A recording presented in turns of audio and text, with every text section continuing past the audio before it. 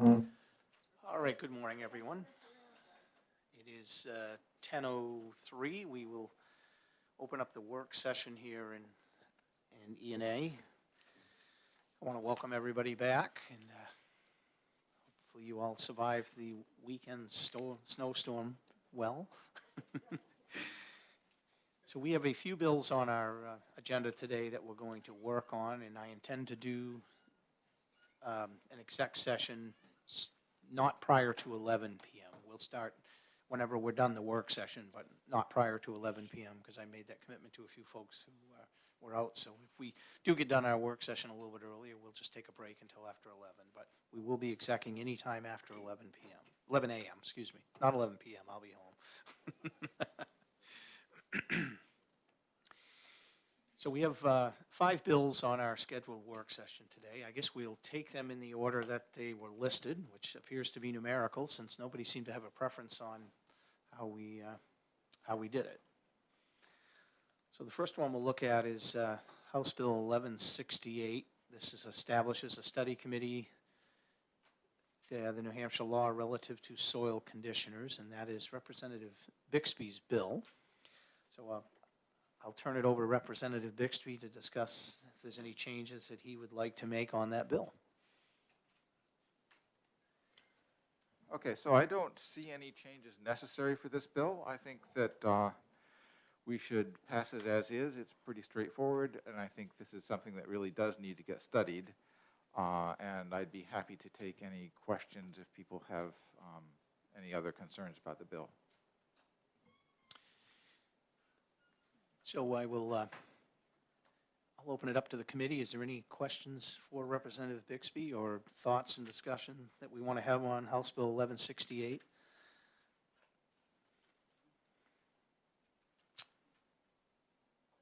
Hi, Representative Almy. Just grab a seat wherever you'd like.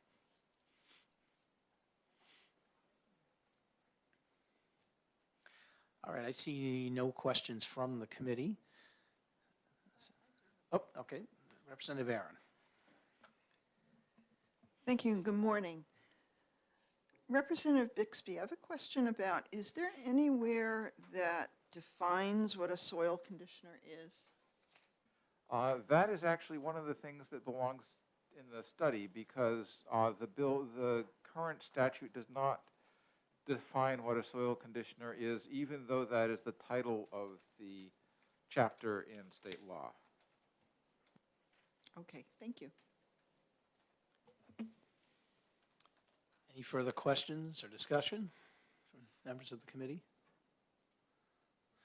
So I'll remind members of the audience, we are in a work session, and while we don't specifically have a way to take public testimony, if you have some thoughts that you'd like to present to the committee, I will certainly entertain it. Just raise your hand, and I'll try and call on you as soon as I see you, or throw a pen at me or something if you don't get my attention. But we want to make you also involved in this if you have some good input that you feel the committee needs. Obviously, I'm not going to be looking for long speeches, but if you've got a question or a point you want to raise, please feel free to do so. Get my attention. Thank you. Okay, 1168 then. It appears we're good with that as a committee, and everybody seems to be in support of ought to pass, as recommended by Representative Bixby. So we'll move on to House Bill 1547, which is setting the maximum contaminant levels for Pfcs in the soil. We did get a good amendment that was brought to the committee by Representative Maureen Mooney when she introduced it last week. For the life of me, I can't lay my fingers on it right this second. Thankfully, my vice chair has it. My stack of papers is too large here. So I'm going to open it up to the committee. I know the amendment significantly changed what the original content of the bill was, in my opinion, in a very positive manner. So I'd like to open it up and have some discussion from members of the committee or questions. Obviously, the prime sponsor isn't here, but we can talk about it amongst ourselves. So anybody that'd like to open? Representative Bixby. Yeah, I'd like to say that I had, looking at the original bill, I had some significant questions, and looking at the amendment, I thought that all of my questions and more had been very effectively addressed. And I think that the amendment that was presented during the hearing last week is ready to go. Any further discussion? Yeah, Representative Dutsey. No, I just want to be clear, because I'm going by one list and it's not on there. Are we talking about 1547? Yes, you know what, I looked at the wrong list. I grabbed the hearing list instead of today's one. I'll get back on schedule, I Okay, but promise. so it's 1547. I have two setting agendas in front of me. maximum contaminant levels. That's what we're on. Yes. Okay, yes, and I agree with everything that Representative Bixby said. I thought the amendment was excellent in addressing some of the concerns. Any other thoughts? Okay. Now we'll get back on the right agenda. House Bill 1186, relative to companion animals during a declared state of emergency. Now, there was an amendment that we just passed out that the sponsor, Rep. Gallagher, emailed in and sent to the committee just a short bit ago, so many of you may not have had an opportunity to take a look at it. Did everybody get a copy of that? Yeah.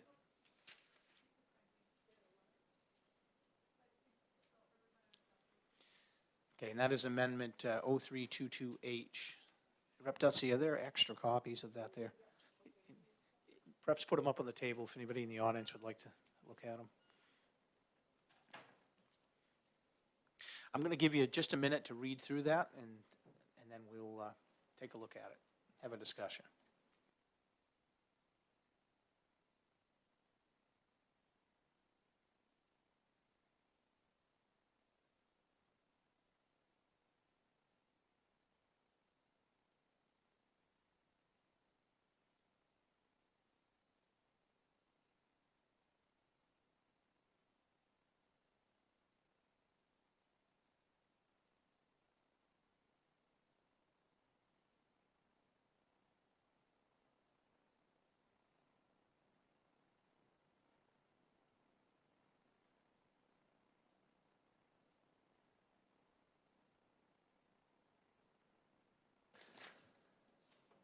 Everybody had a chance to read through that?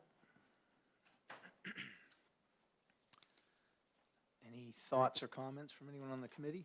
Representative Comtois. Turn your mic on. Just looking at line 10, I think there's a word missing where it says animal kept in enclosure that might typically be found in a home, not just typically found in home. But I don't know if that's an important word, and I will refer to Representative Bixby. Representative Bixby? I think Representative Comtois correctly identified a grammatical issue there that should be fixed before this goes forward, but I actually have a content issue as well. One thing that was brought up in testimony last week was that community shelters often don't have the capacity to sufficiently separate animals, and that could cause a problem with that part of the bill. So I think that I think including the response volunteers under the insurance for emergency workers does make sense, but I think that it does not do the entire fix the bill needs. I think that the intent of the bill is good, and I'd like to amend it in such a way that we can make it operational, but I don't think we're there yet, and I don't think that I think it's going to take a little bit more study than what we have the capacity to do right now. Thank you, Representative Aaron. Thank you, Mr. Chair.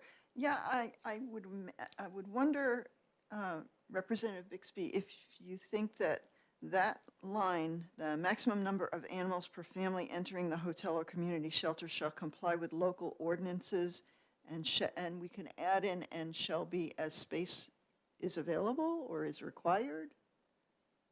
You think something like that might help that thought? It might, but I'm not. I'd also like to. Our committee researcher gave us a sheaf of research on this over email, and I'd like to also take a look at that in context with this. I didn't have a chance to print it out, and I don't know if it's available for us. I don't, but I'm not sure that, I think this is a bill that we're already thinking would come to another work session later, and we're not execing it today, so I think that's just roughing out the territory that's important is, I think, the key thing, rather than trying to come up with an exact language fix right now. Okay, agreed, thanks. Yes, I don't know if everybody on the committee saw that we did get an email from Dan, Mr. Torrey, our researcher, and there was some information that was provided. Should have come to you, I think, last evening or late afternoon, but Representative Mola. Thank you, Chair. I understand the intent of this bill, and as a pet owner, I'd be heartbroken if I had to choose between my family's safety and our pet being left behind. But I do have a fundamental issue with requiring places that are used as shelters, such as even hotels. I mean, the fact remains that some places just are not, they're not suited for pets. And given the range of pets also, you know, this doesn't address any kind of pets that may have more aggressive tendencies, things that might not mix well with others. Again, I'm grateful that places like hotels will open up their door when there's need, but we can't let it be a liability for them that might cause potential damage to their facility. And I just don't think it's fair to require it of them. I think it's great if they wanted to offer that, if they could be flexible, but it's not, I think, on us to require places to do that. Thank you. Representative Murray. Thank you, Mr. Chair, for taking my comment, or, yeah, it's not really a question. So in looking at the policy here that was sent to us through the committee researcher, it looks like there are about 48 pet shelters across the state that have some sort of policy for taking in companion animals at this point. So I was curious to know if this, in addition to what Representative Humla had mentioned, if it would be something that an individual establishment might take a position on and invite folks to bring an animal, but that would be their own purview to do so. I'm trying to see, it also looked like it did recognize that every effort to kind of keep animals near in proximity to their owners would be made, but it couldn't guarantee that necessarily they could be housed in the same building. So I'm curious about that. Rep. Dutzy, did you have a question earlier? I'm sorry, I think I skipped over you. Yeah, there's a couple of things. First of all, I thought in the public hearing that there were some concerns about the term community shelter and whether or not that should be further defined. And I think it was agreed by everybody that, you know, if we were looking at a community shelter such as a high school or whatever, it wouldn't be appropriate to have a number of animals together in that shelter because, you know, just it would be one large room and it would cause a lot of problems. So I think, you know, that really needs a lot of attention there. And the only other thing I was going to say is that in the RSA that was referenced, I had referenced it when I made a note, and after Roman numeral 6, I had a small c. Okay, so I don't know if that would make a difference in terms of what actually was referenced in that, but that was left off of this amendment also, so any work should kind of check that out. Thank you. So there's one concern that I had, because within this language, we are mandating that these shelters take people and their pets. Once we do that as a legislature, we may be putting a financial burden on a local community to say, well, you know what, my shelter isn't good enough, the shelter that we have, do we have to upgrade our shelter facilities because we are now going to have to accommodate companion animals along with their owners? that's a concern that I thought when I read it. I don't know if it's valid, but I certainly could see that it might make a community relook at its facilities and think, well, if I'm going to have to accept companion animals, then the shelter we have isn't suitable for that. So just a thought that I had as well. Rep. Murray. Would it benefit to say that any hotel or community shelter may house, is that in a permissive way instead of a?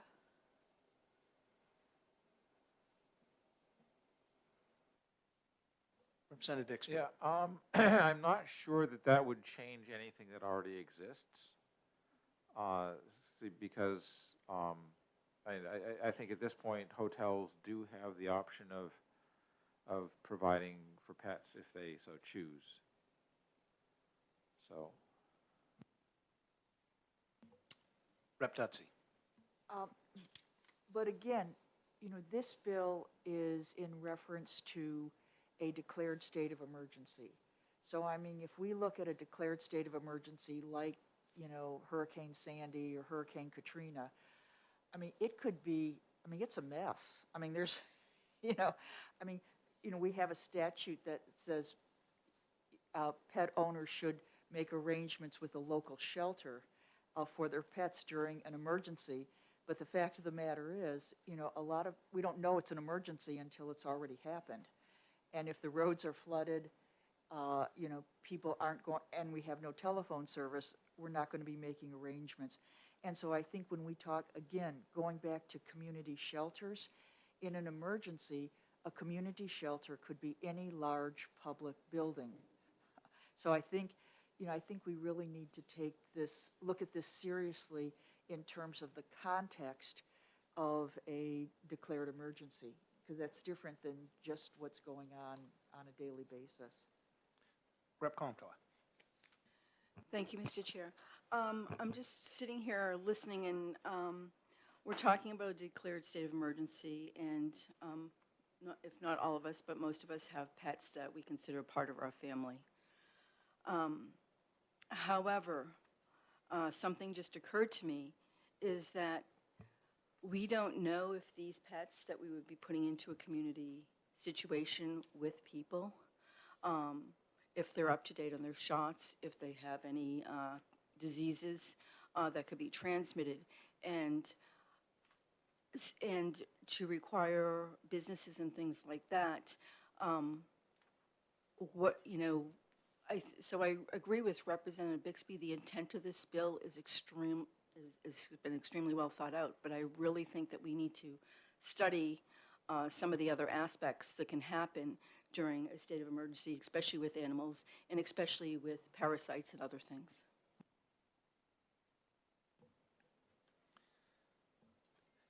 Representative Von Flinsky. Thank you. I'm curious if this could potentially set up a situation where a shelter such as like a gymnasium or something, which is one large open space, would be put in a position where, okay, we've filled up, but 20% of that room is animals, and then we have humans knocking on the door saying, hey, we want to get in, we need shelter, but there's not room because my two dogs, Donkey and Artemis, are in there, or whatever. And I'm not, again, I agree with the point of the bill. I would hate for the person running a shelter to have to choose between, or be put in a position where the law says, okay, we have to take these pets, but we also kind of want to have room for humans as well. So I don't know exactly where I was going with that, but I think that's the gist. I think we're all sort of sharing that same concern, is how do we find that balance of, again, the bill language is mandating that these shelters take them. You shall do it. I agree with all of you. I understand the intent. I think it may create a problem when we're already in a situation of a state of emergency where things could get a little hectic. Rep. Dutzy? Yeah, I would suggest, is this something that could go to a subcommittee so that the language of it could be looked at, and also maybe a little bit, it sounds like a little bit more research needs to be done, and I haven't been able to read in depth what Mr. Torrey wrote here, but just looking at it, it looks like this is fairly general, and it would be very interesting to see maybe what the state, has the state of Louisiana put any of these laws into effect after Katrina, or New Jersey after Sandy, and maybe, if we had some law that we could look at, we might be able to do a better job of it. So I would recommend a subcommittee if that's allowable. It is not an early bill. It's not due out until March 10th, so we do have a little time we can work on it. So I'll certainly take that under advisement. Oh, Representative Amola. If I could just add to that, thank you, Chair. I think that what we're talking about is do we or do we not require hotels to take pets? In the gist of it. And I'm not sure any amount of studying is going to change that question. It's either we are going to put this burden on hotels and shelters, or we're not. So I just wanted to add that on there. I do think it would be valuable information for the committee to understand how perhaps other states have done this. We certainly can use that input, not that we necessarily always follow that, but it's always good guidance to see if there's a good idea out there. Any other thoughts and comments on, oh, yes, Rep. Bixby.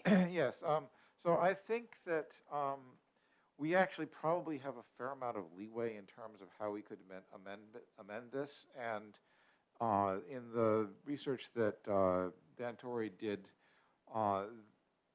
there were, one of the things that was mentioned was what policies are in place for making sure that pets are reunited with their owners after they've been in a shelter during an emergency.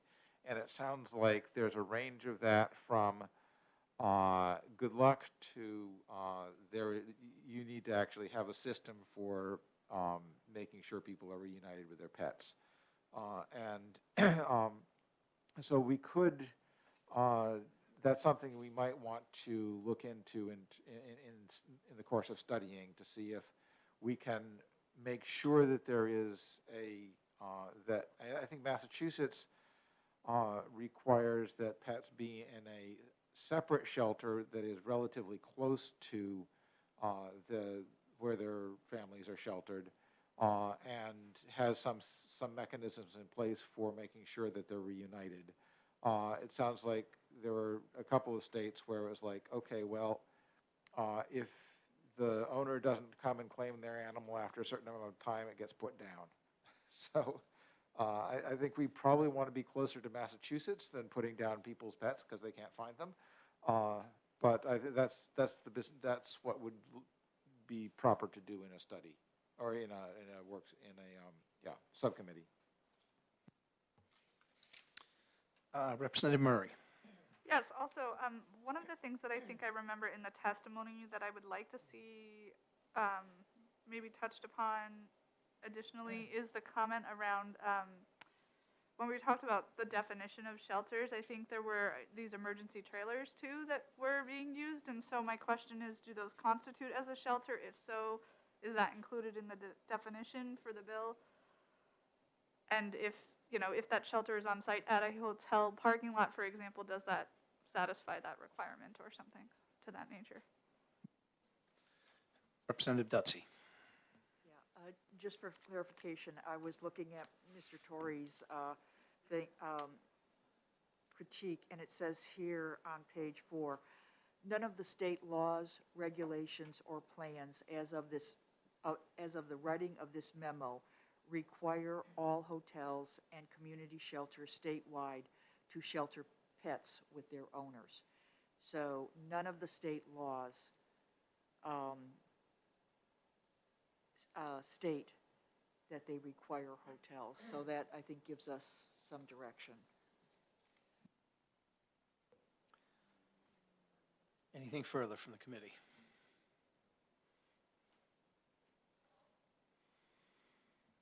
All right, I'm going to look through our subcommittee availability, and I'll certainly take that under consideration. And when I get a chance to look through that list, then I think we'll make a decision where this should go. Anything further before we move on to the next bill? Anybody in the audience have anything they want to add? Okay. We will move on to House Bill 1226, prohibiting the declawing of cats.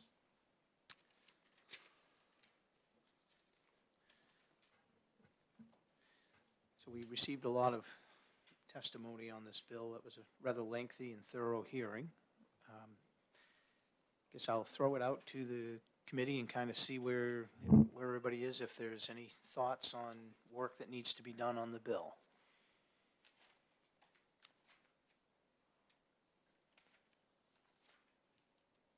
Everybody's, oh, Representative Bixby. Yeah, excuse me. So, I think the practice of declawing cats is basically a bad practice. And on the other hand, we didn't hear much testimony saying to what extent this is an issue in New Hampshire. So that it kind of puts me on the fence with this bill. One of the things I really don't like about this bill is that it criminalizes the veterinarian who performs it. I think that aspect of it would be unacceptable. I could imagine having some sort of statement in law saying that this practice is discouraged. So it might need amendment, but I certainly could not pass the bill as is, but I would consider an amendment on it. Representative Dutsey.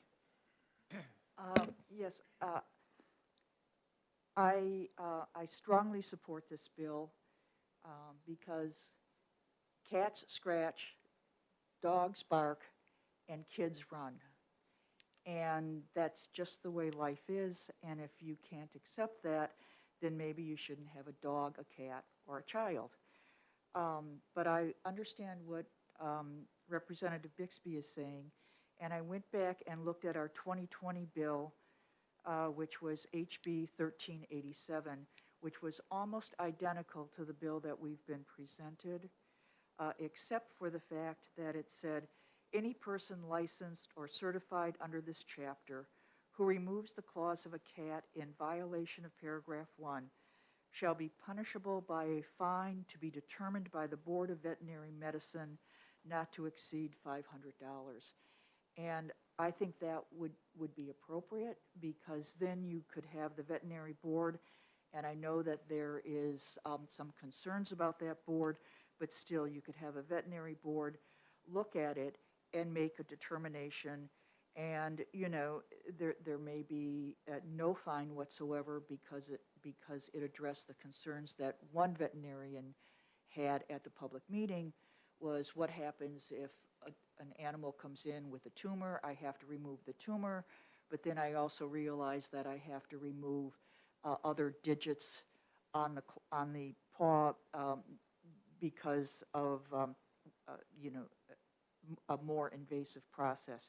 So I think that this, if we added this amendment to it, that it would protect the veterinarians, but this law would also give them a tool as a response to use for some aggressive clients of theirs who they do not want to offend, but it gives them the, you know, the added backing that by law they can't do this for cosmetic reasons only.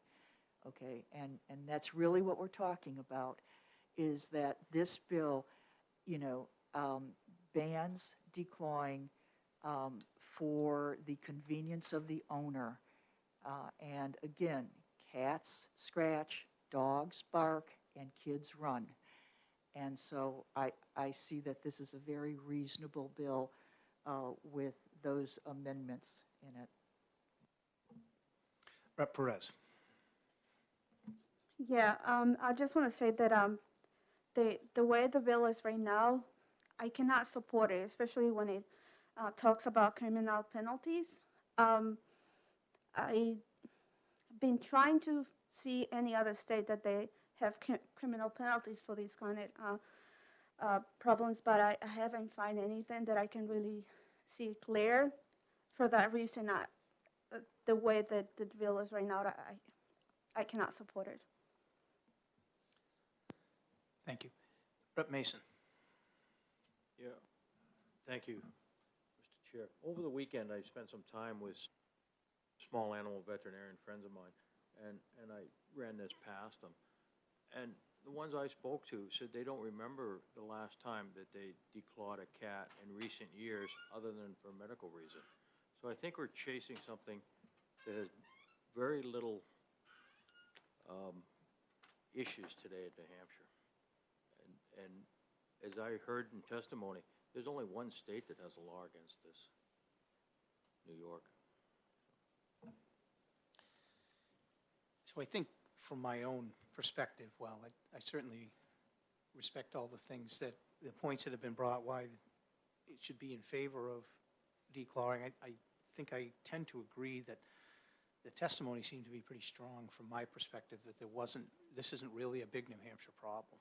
And that I always struggle with getting into the realm of dealing with veterinary patient interaction. And while I certainly would be respectful, Representative Dutsey, to your position that this would give the vets a tool to say no, I think they already have the tools to say no. From my opinion, if they choose to, it's not a good idea and I won't perform that practice for you, I don't recommend it. I think that option is already available for a veterinary to say to their client, and I think that's very much part of the care and the responsibility that veterinarians take when they take their oath, that they're going to give their clients the best guidance as far as the care and health for their pets. I think at that point, most any veterinary I know anyway would, if the client kept pushing it, they would decline and ask them to find another veterinary to perform that practice because they didn't feel it was in the best interest of the animal. So from my perspective, having a lot of years in animal husbandry, I've certainly had conversations in detail with my veterinary over animals that were sick or needed some care, and I always respected the opinion of my veterinary. So that would be my thought. Anybody else want to weigh in? Rep. Aaron. Thank you. Thank you, Mr. Chair. I happened to speak with my own veterinarian this week as I took my cats in for their annual checkup, and I asked her the question about it, and she says that she can't even remember the last time she did any kind of declaw in her practice, and that in her practice, she only knows of one cat that's declawed as one of her patients. So I'd have to echo what you've just said insofar as I don't really think that this is a New Hampshire issue or that it is an issue. I don't think veterinarians, for the most part, are doing this much anymore. Anyone else? Rep. Comtois. Rep. Mason, I'd ask you to shut your mic off. Thank you. Thank you, Mr. Chair.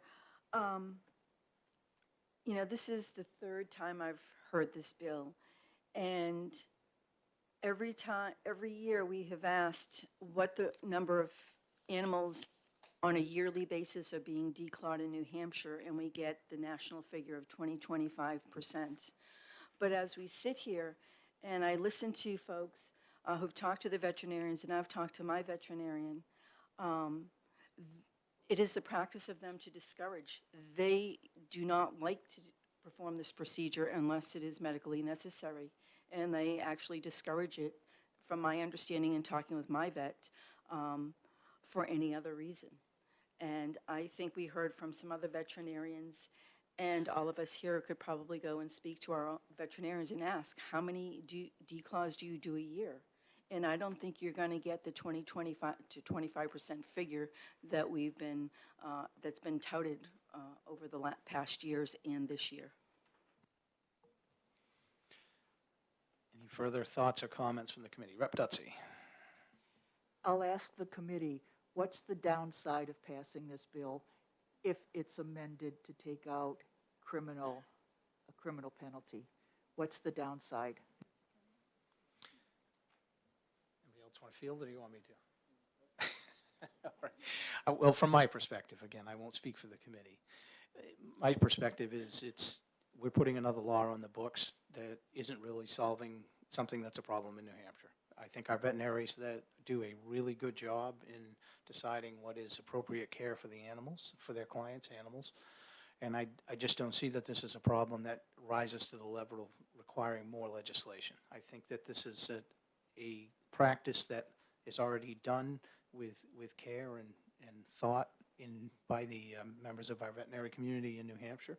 And I just don't think that we need to regulate them on that decision. I think they're doing a very good and conscientious job on their own.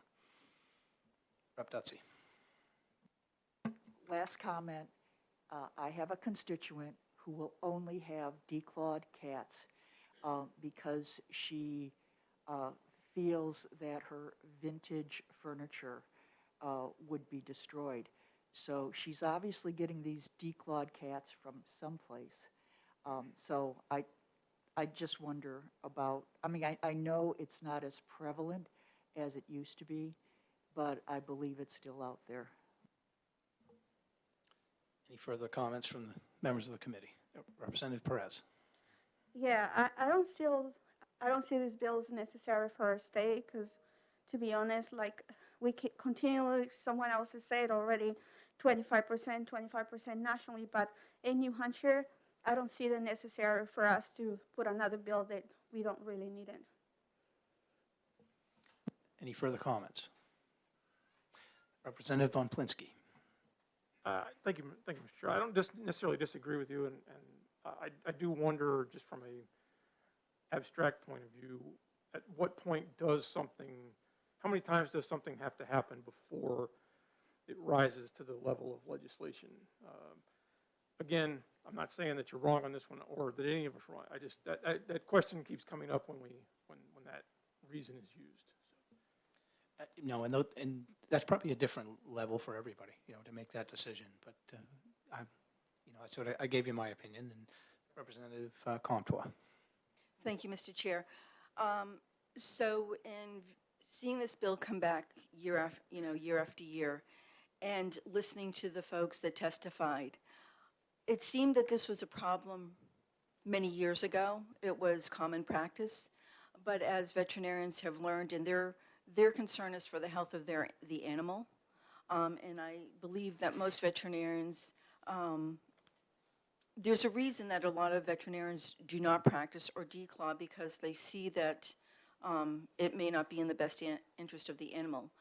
But to put this into law and even have a small penalty might put into question a veterinarian who might be performing a medical procedure and say, well, if I have to remove this tumor and may have to remove another digit, but it's questionable, where are they going to draw the line?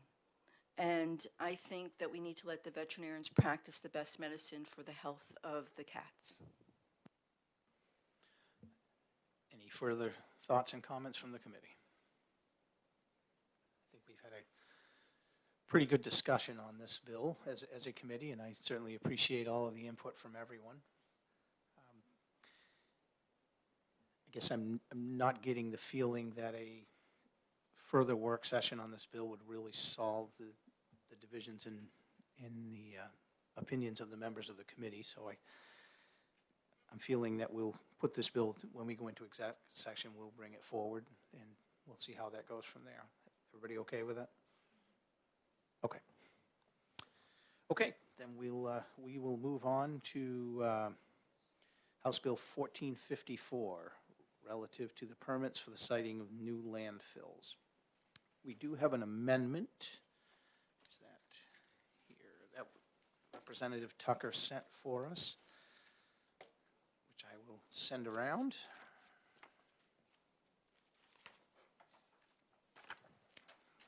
And I do see that Representative Tucker is here. Would you like to come and speak to your amendment?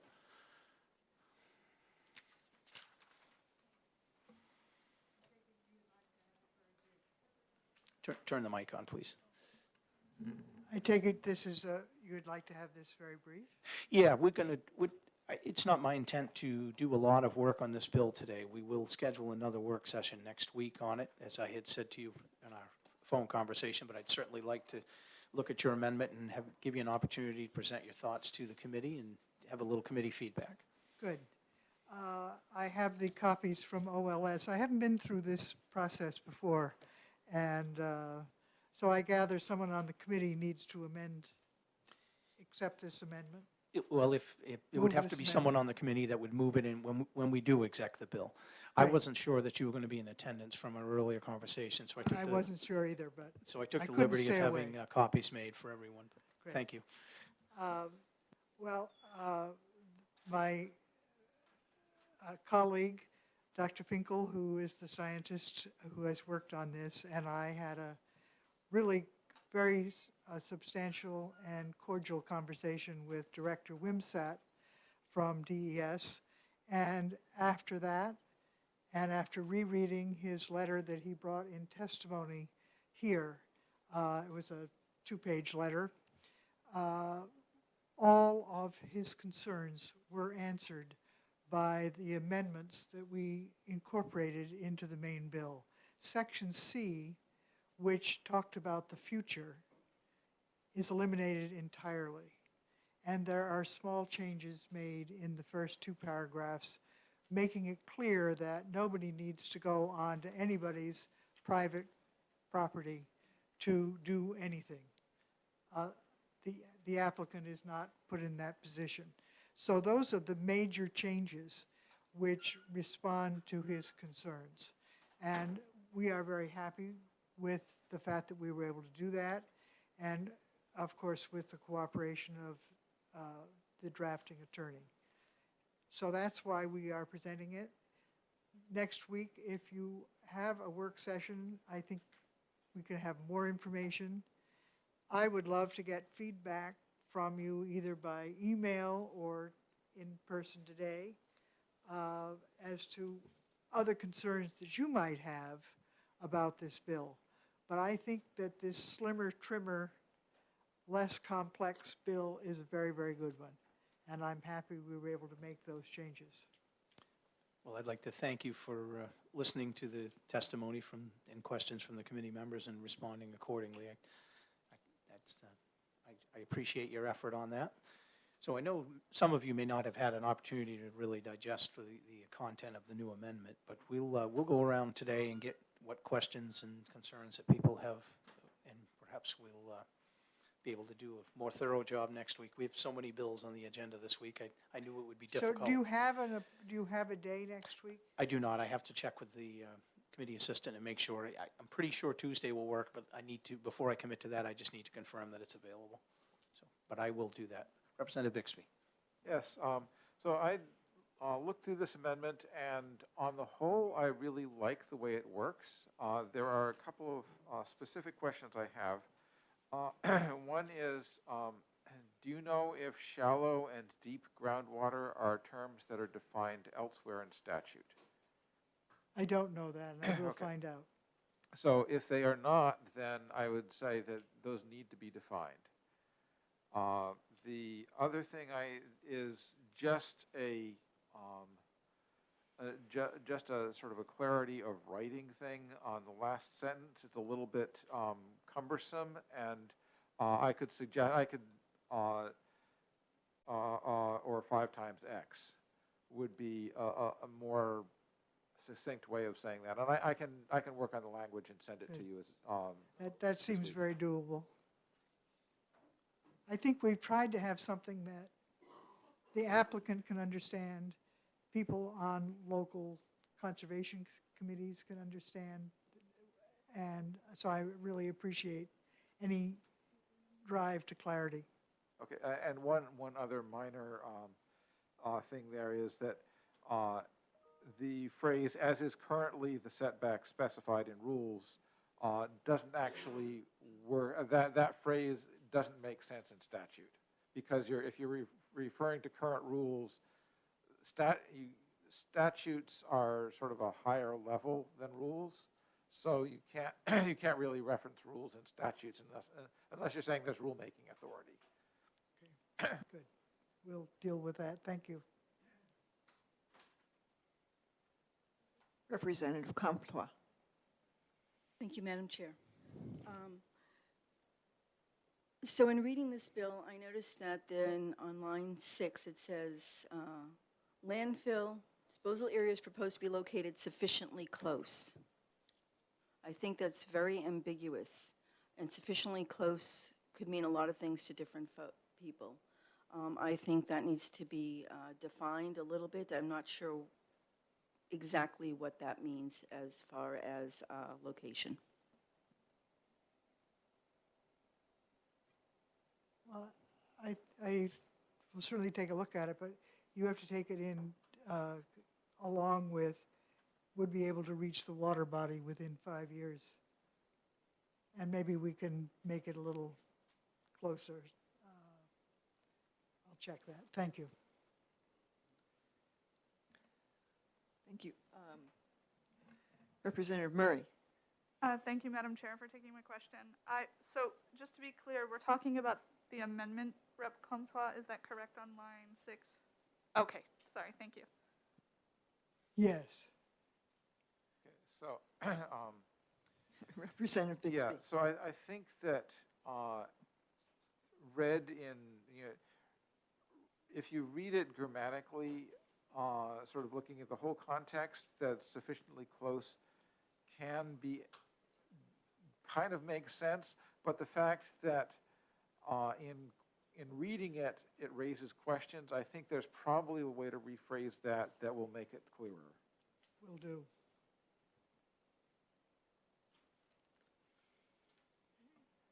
I have a question, Mr. Chair. Now Go that you're ahead. back. Thank you. Thank you for bringing this amendment. So given some of the questions regarding needing definitions, did you, in your conversations with DES, discuss any of that as needing being defined? Was No. that, no, that They wasn't? didn't, we spent, I'd say, close to an hour talking with the director on a three-way phone conversation. I'd never used that format before, and I've moved away from thinking Zoom is the best and thinking three-way phone is pretty good too. But he did not mention any need for definitions. But since the purpose of such a law is to make it understandable to a large number of people, if that's what people think is needed, we'll certainly see if there is one that we could insert that's commonly accepted. Follow-up? Yes, go ahead. Is it your intent then, in the effort to clarify some of those definitions, to go back to DES and talk to them about their thoughts on that? I certainly will. I saw that the director was due here this morning, but I don't see him. Okay, thank you. He's actually right behind you if you look over your right shoulder. He's sitting right back there. Oh, you are here. But with a mask. Representative Comtois. Thank you, Mr. Chair.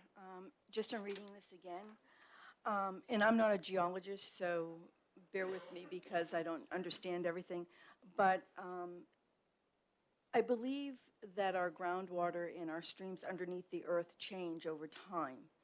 And so from a geological standpoint, due to geological changes underground, water can start taking a different path. How will we address that issue? I think just the way the law does now. If that happens, it happens, but it's rare. Go ahead, follow it. Thank you, Mr. Chair. So based on this, if right now the path is for, you're going to base something on 5 years out, but all of a sudden there's a geological change and the path reverses course and then goes somewhere where it wasn't intended to go, how do we mitigate those circumstances? I will see what DES says to that, but I will work on that. Maybe there needs to be a phrase that says just how that would work. All right, any further thoughts or comments for Rep. Tucker? Representative Bixby. Yeah, I think in terms of, you know, if there is a change of the course of a river or something, it's pretty much, that's not something that we have control over. And if that happens after the permit is granted, then I think the permit is granted. And if it happens before the before the granting of the permit, then that would need to be taken into account into the permitting process. Because this law is this piece of statute that you're proposing is specifically establishing the setback necessary for a permit. Okay, Director Rimsat, would you have any interest in having a few words on this, or is there nothing further you'd like to add? Okay. Thank you, Rep. Tucker. I think we'll, in the interest of time, we're going to have a full work session on this next Tuesday. I did confirm the date is available. We'll convene at 10 a.m. We may have more than one bill to do. In fact, I think we'll have two, but we'll plan on convening the committee at 10 a.m. on the 8th of February, and we'll work on this bill as potentially another one. So, Director Rimsat, if you'd like to come up and we'll have a little discussion, see if the committee has any questions for you. Representative Bolden, did you have a question for the director? Yes. Yeah, for the okay, director. great. Thank you, Mr. Chairman, and thank you, Director Wimsatt, for taking my question.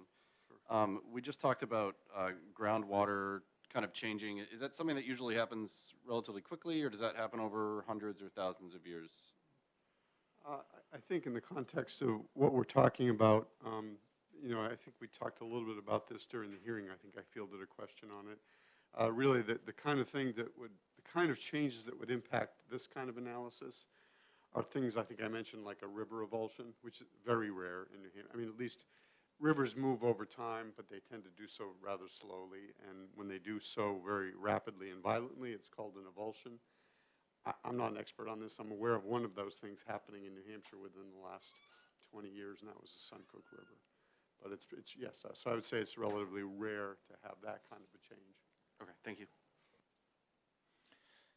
Representative Bixby.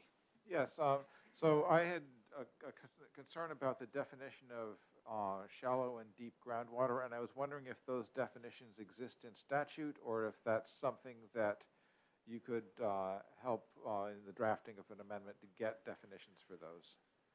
I'm not aware that they exist in statute, certainly not in 149M.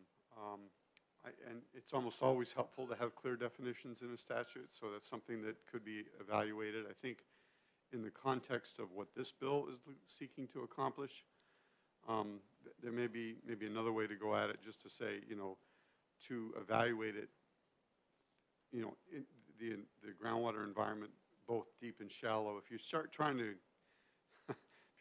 really carefully define it, you almost maybe box out what you're trying to do.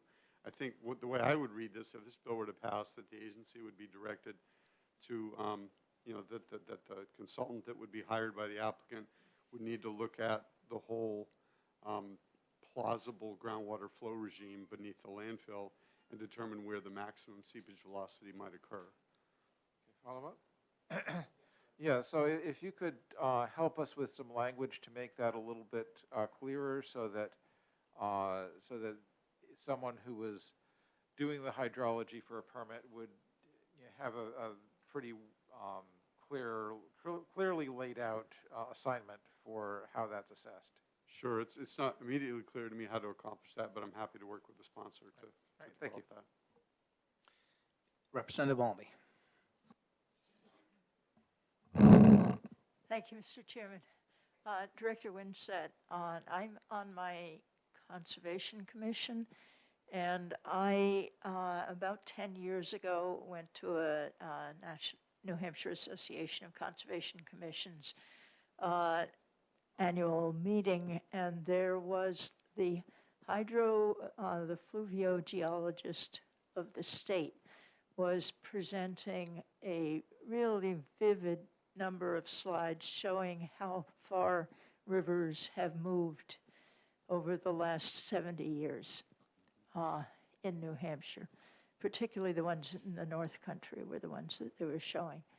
And I wonder, when you're dealing with the landfill issues now, do you consult with the I think he's a fluvio-hydrogeologist. Yeah, I think you're referring to Dr. Shane Schicky, who was our, Yes. and actually he has since become the New Hampshire State Geologist. But I'm not sure that we've had direct consults with them on applications that we've reviewed before, but that's certainly something to be available to us. Thank you. I don't know if that ought to be involved in the bill. I haven't had a chance to look at the bill. I'm just subbing. Thank you. Thank you. Any further questions for the director? All right, thank you, sir. We appreciate you coming in today. Any more discussion from the committee before we move along? We are going to have a much more thorough work session on this next week, and I think we've given Representative Tucker at least some good start. Yes, oh, come ahead, please.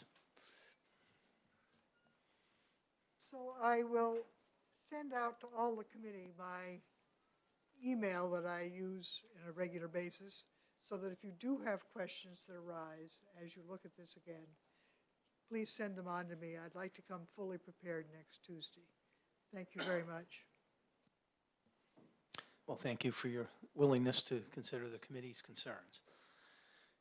Anything else before we move along? Okay. Our last bill on the work session agenda is establishing the Capital Improvement Grant Program for the benefit of state fairs and agricultural fairs, and that is House Bill 1584. So I understand from that Representative Bixby had some concerns, and I guess I will open the floor up and let him express those, and we'll kind of start from there. Right, so one of the things that that comes up, so when I look at a bill that is saying we're going to be creating a fund that annually is drawing $250,000 from the general fund, one of my questions is, where might that money be otherwise used? So is this a policy that is of a greater good than other policies that may be competing for that $250,000? A couple of specific examples come up that I can think of are we actually have a retained bill that is looking at creating actually it's a interim study bill that's looking at creating a grant, as written, it was a grant. The idea is perhaps to make it into a revolving loan fund that would provide matching funds for farmers who are trying to get federal value-added produce grants or production grants. And I'm wondering, okay, so in order to fund that fully, it was initially funded, the suggestion was $100,000, and it was decided, it was someone who testified indicated that was probably insufficient. So I'm wondering, okay, so would $250,000 be better used for something that helps our farmers get more loans from the federal government so that they can do more value-added production? Or is it better for fairs?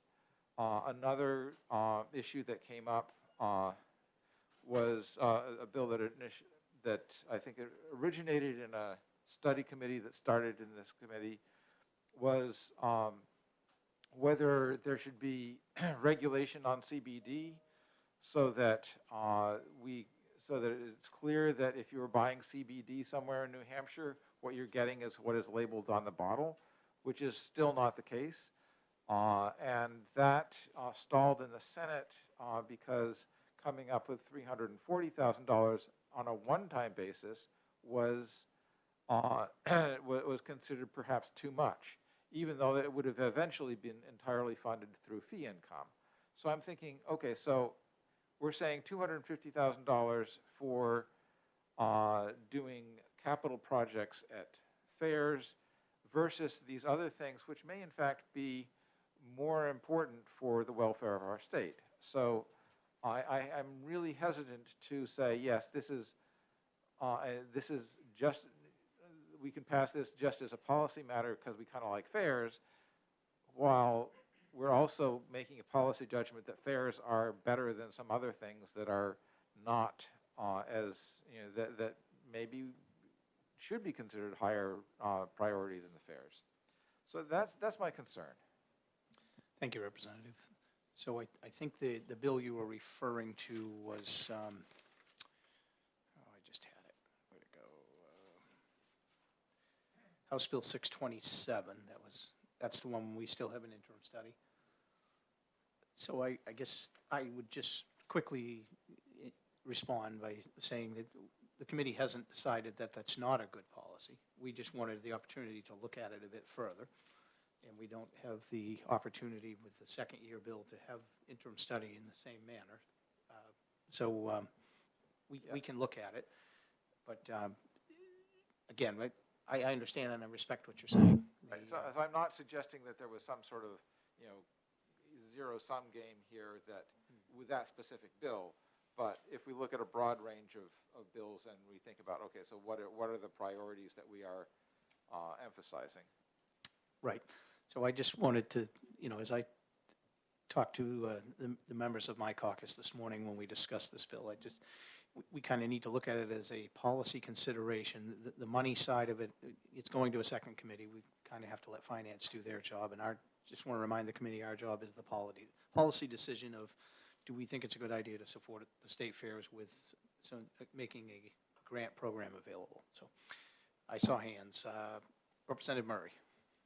Thank you, Mr. Chair, for taking my question. This question is actually for the commissioner, if I may. Commissioner, would you want to come up?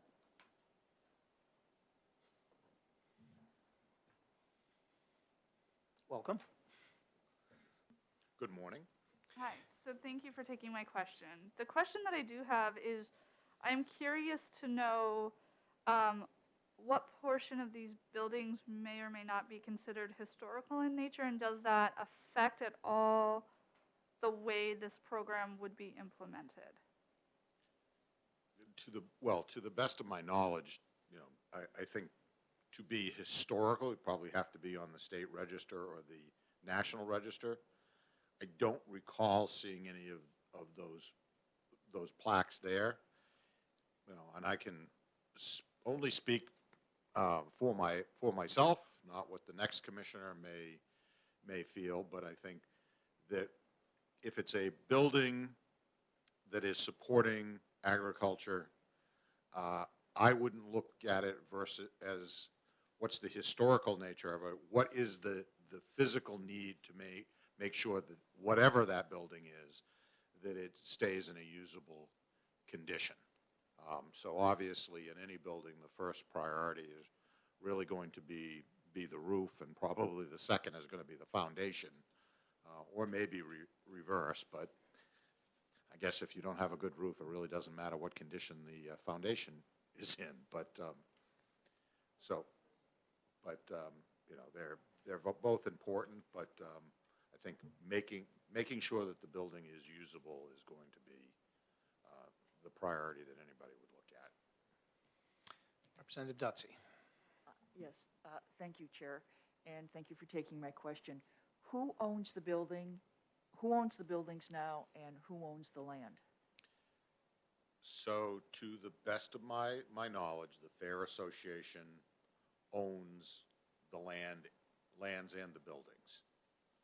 There may be cases where there is a different maintenance arrangement, because I know there are cases where different organizations have put up buildings that they use exclusively, but I think ultimately the buildings are probably owned by the Fair Association, but I really can't speak to that. Thank you. With any certainty. Representative Comfort. Thank you, Mr. Chair. In speaking about this bill, and I understand with regards to competing funds, and as you know, I had an idea of where the money should come from, and definitely not from the general fund. But the other thing that we heard in testimony and discussion is that these fairs are viable to our economy.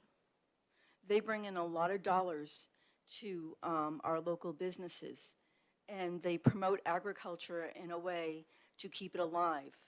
I mean, we are an agricultural state in many ways, and when I think of New Hampshire, I think of our rural communities, our agriculture, our farms, I think it's over 4,000 farms in the state registered. So I think keeping a lot and preserving our history as an agricultural community and promoting these county fairs is an economic interest, not just purely helping with the maintenance of these buildings, but the economies that support these fairs in the surrounding communities.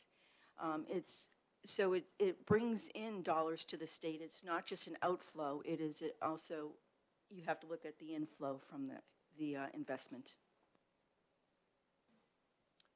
Representative Mason. Well, I'd just like to speak from my own experience. My family did not have any agriculture when we first started, but my first date with New Hampshire fairs go back to some photographs and memories that date back to the early 60s. I can say this, I've had opportunity to work in agricultural in many parts of the world. I've worked as far away as New Zealand, Australia, England, Canada, and throughout the western United States and eastern United States in agriculture. And one of the things that we really see is just a demise in the family farm. There's very few left. That the commissioner could speak on how many family farms are left in New Hampshire. I know Representative Pearl knows there's very few. We've watched a lot of friends that have had to fold up, take second seats and that. But the one thing the New Hampshire fairs do, and they do a very good job of it, they educate young people to want to have a life in agriculture. Now, I didn't come from that, but yet one of my brothers and myself both have spent a career in agriculture. And if we don't support things like New Hampshire Fair programs and the youth programs in New Hampshire, it's far different than a festival and people having fun. It's a lifestyle and it promotes agriculture. And this committee is a committee of agriculture. So I guess I'm in favor of it. Thank you. Any further questions for the commissioner? Rep. Bixby? Yeah, I was just wondering, are the fair associations are they public bodies or are they private entities? Well, they are, to the best of my knowledge, they are registered nonprofit, so that, you know, they're like any other nonprofit. People can join the associations. They have elections to for their officers, et cetera. So I'm not sure if that answers your question, but I'm not sure I understand it 100% either, Representative. Okay, so I can clarify. So I'm wondering if they are under the jurisdiction of the state or of a county or of a municipality, or are they private nonprofits? Well, I think they're probably private nonprofits in the sense that your local historical society would be your Lions Club, your Kiwanis, the Grange, any of those. There is certainly state oversight in terms of how they operate and how they deal with their money, and there are federal regulations involved as well. Thank you. Any further thoughts? Representative Dutsey. Thank you. Do you know how fairs are run in other states? For example, I grew up in Michigan. I remember going to the Michigan State Fair. The state fairgrounds was the state fairgrounds. But again, I don't know if we had regional fairs like they do here. So what do they do in other states? And my question is are we looking at the wrong bill, and should we be looking at maybe bringing agricultural fairs under the auspices of the government, similar to what we have like with parks, with our state parks, because it is so ingrained in our culture? Well, I would certainly not recommend that. I'm not sure what other states do. I know that some of them have much more involvement, but I've never looked at how they are set up. What I meant was some departments of agriculture have much more involvement in individual individual state fairs, and some truly are state fairs where we don't have any fair designated by the government. I think that for the most part, we do a pretty good job, but our fairs are struggling. And I think that trying to bring more government involvement at that level would probably end up being a lot more expensive for us than this level of support. So, yeah, it's a difficult situation, and it is different, I think, in every state. But I think we've got a pretty good system, but I think, again, for the last roughly 40 years, the state has not been supportive of our fairs, whereas for the previous 40 years and even going back to the 1800s, the legislature was supportive of our affairs. We are in a period of time which I think is pretty unusual in that there is no state support really for a longer period of time than has existed before, and I think we're seeing the fairs suffering because of that. If we had sunny weekends all the time and no other issues, this probably wouldn't be necessary, but like everything I said before, we have some difficult weather, and it's showing in some of these facilities. Representative Aaron. Thank you, Mr. Chair. Do you know if any of the counties support these fairs financially? I have never heard of that. I think that, you're probably all members of different delegations, and I wouldn't be surprised if all 10 counties were represented on your committee. And I think you could best answer those questions. I know that Hillsborough County certainly has never put any money into any of the fairs that exist within our county. Representative yeah. Dutsey. Thank you. Thank you, Mr. Chair.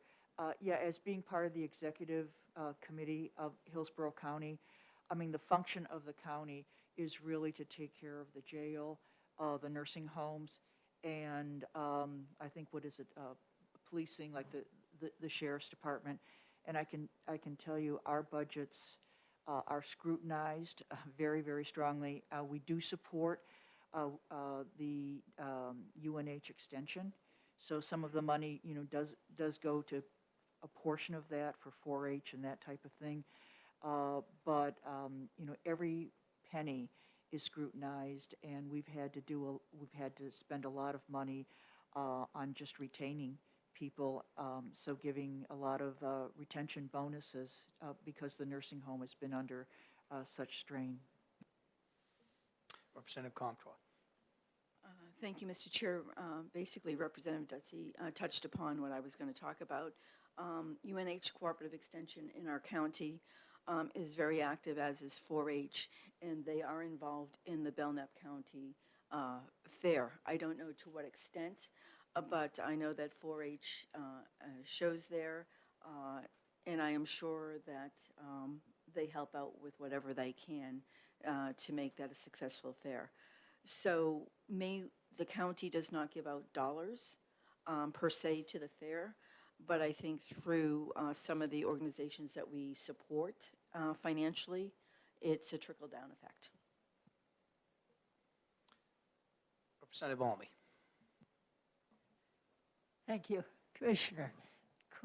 I asked, do you know anything about on whether there is money left in the ARPA money that could be acquired for this purpose?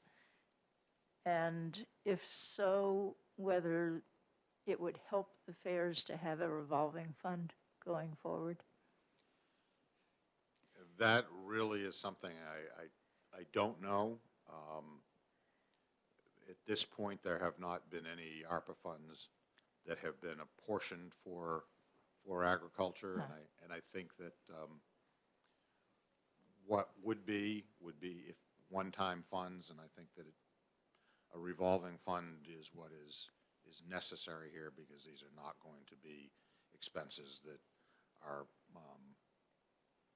going to go away. They're going to be continuing infrastructure needs. Representative Bixby. Yeah, I'm wondering if there might be a mechanism for funding that does not rely on the general fund. There are a number of sort of narrow purposes that we cover in the state using some sort of a fee rather than a fund, rather than drawing on the general fund. And I'm wondering if there might be some other avenue for funding this as opposed to the general fund. I suppose anything is possible. When you spoke earlier about CBD, I was thinking, well, there's a clear case to me where those who are buying the product could have an assessment that would go to support the activity of testing. I don't know of any way really to do that with the fairs, because if they had the ability to raise enough money, then they, at each fair, they would probably be doing that. Now, I don't, to be honest, I don't see this as something where every fair is going to get an equal amount, even based on gate attendance. There are going to be a lot of factors. Some fairs could go probably a long time without getting anything because of the fact that they have, a huge attendance. But in terms of trying to assess somebody else some fee for this, I don't really see that as viable. And I hear about general fund versus coming from some other source. I sort of view wherever money comes from as being, one pocket, and you can call it one thing or another, but at the end of the day, there's only a finite amount of money available to the state for all their expenditures. So if you say, well, we're going to take this money from this fund, well, that money was probably going to the general fund anyhow, and so now you've just switched it around. So I think it really is a matter of, is this something that the state should be supporting or not? That is the policy question. Are there other funds available, such as the specialty block grants, which the federal government's already putting a good amount of money into New Hampshire for that. We just accepted, I think, another $189,000. That was an additional amount over and above what is normally appropriated by the feds for specialty crop, and that goes to a limited group of people for them to promote their products. Essentially, those type of funds don't go to the individual farmers. They go to, like, the Fruit Growers Association to promote the products of all of their members, whereas this is like, a situation where we're just trying to keep the fairs from falling apart and going away. Follow-up? Another thought that occurs to me is that because this is essentially capital maintenance, would this be something that would make more sense to put into the capital budget? To the best of my knowledge, capital budget goes for state buildings, state projects, and so I'm not really sure how that would work. Potentially it could. I'm not saying that it shouldn't, but that adds a whole different layer. Certainly would take a while longer. I mean, I suppose it could. I'm not sure what the difference ends up being, because it probably would not be something that would be bonded. So it would just add to another layer, which is fine, because I'm not looking for another job myself. But I don't know in the grand scheme of things, looking at, a whole bunch of little buildings spread out all over the state, owned by 12 or 14 different organizations, if there would be that level of commitment on the part of a already busy group of people, where that would wash out unless there was again, a specific amendment to that process that said you shall appropriate up to, and that's part of the problem too. I also see that there are going to be years when we're probably not going to award 250,000, knowing that there are some bigger projects coming down the road. So you'd want to, say, all right, maybe this year there's only critical needs of 150,000, knowing we've got to have money available for some bigger ones in years coming down the road, much as most of us plan if we're going to replace a roof on our house or something. It's not going to be 250,000 every single year. So I'm having a hard time, a short period of time, trying to figure out how this would fit into the program for capital improvements for the entire state.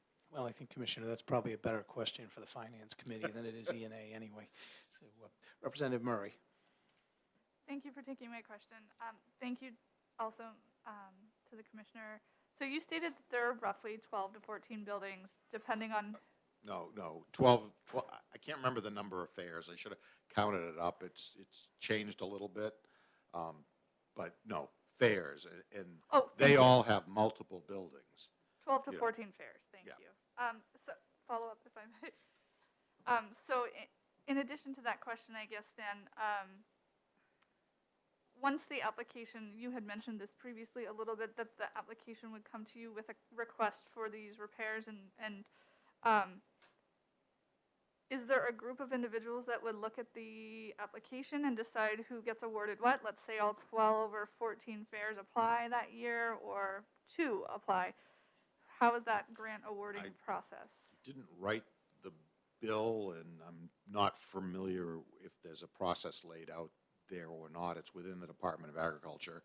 If it's left solely to the discretion of the commissioner, I would probably have a group of people, and we would most likely go out and do a physical site visit to those fairs and look at the buildings to really evaluate them, because even pictures aren't going to tell the whole story. So my anticipation would be that when fairs made applications, we would do a site visit, look at the actual condition of the roof, the foundation, whatever it was they were looking for. I mean, this is the bill that Representative Ladd came up with.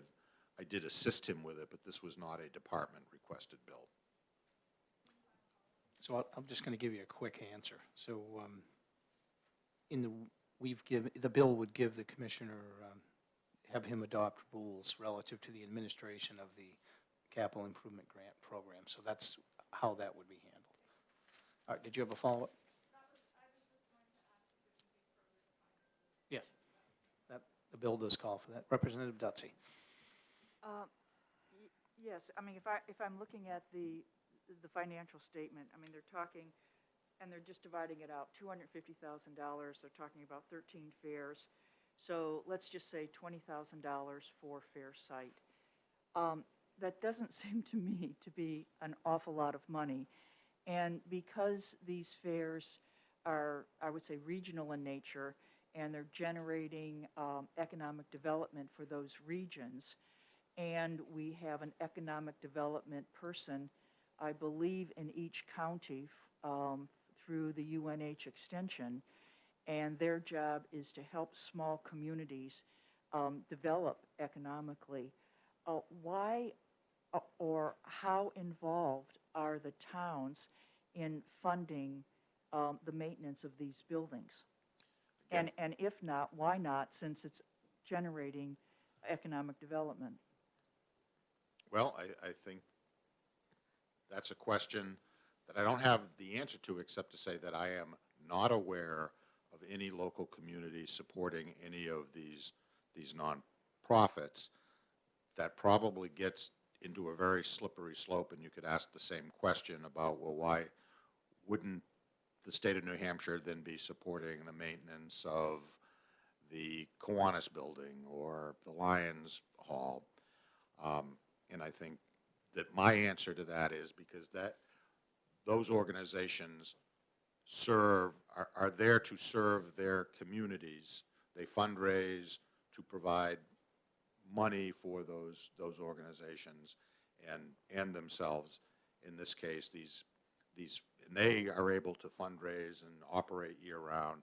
These fairs are limited, are operating 3 to maybe 14 days a year, and then they have to do other things to try to support themselves. And I think it's the unique nature of agriculture and the history that the state does have a history of supporting our fairs in the state of New Hampshire. Representative Bolden. Sorry, my question's been answered. Thank you. Okay. Representative Kennedy. Thank you. Mine is referring back to policy and why we're here. We're here because we want to reflect that this bill is good policy and that it's designed correctly to go to finance, which, in my personal opinion, it is.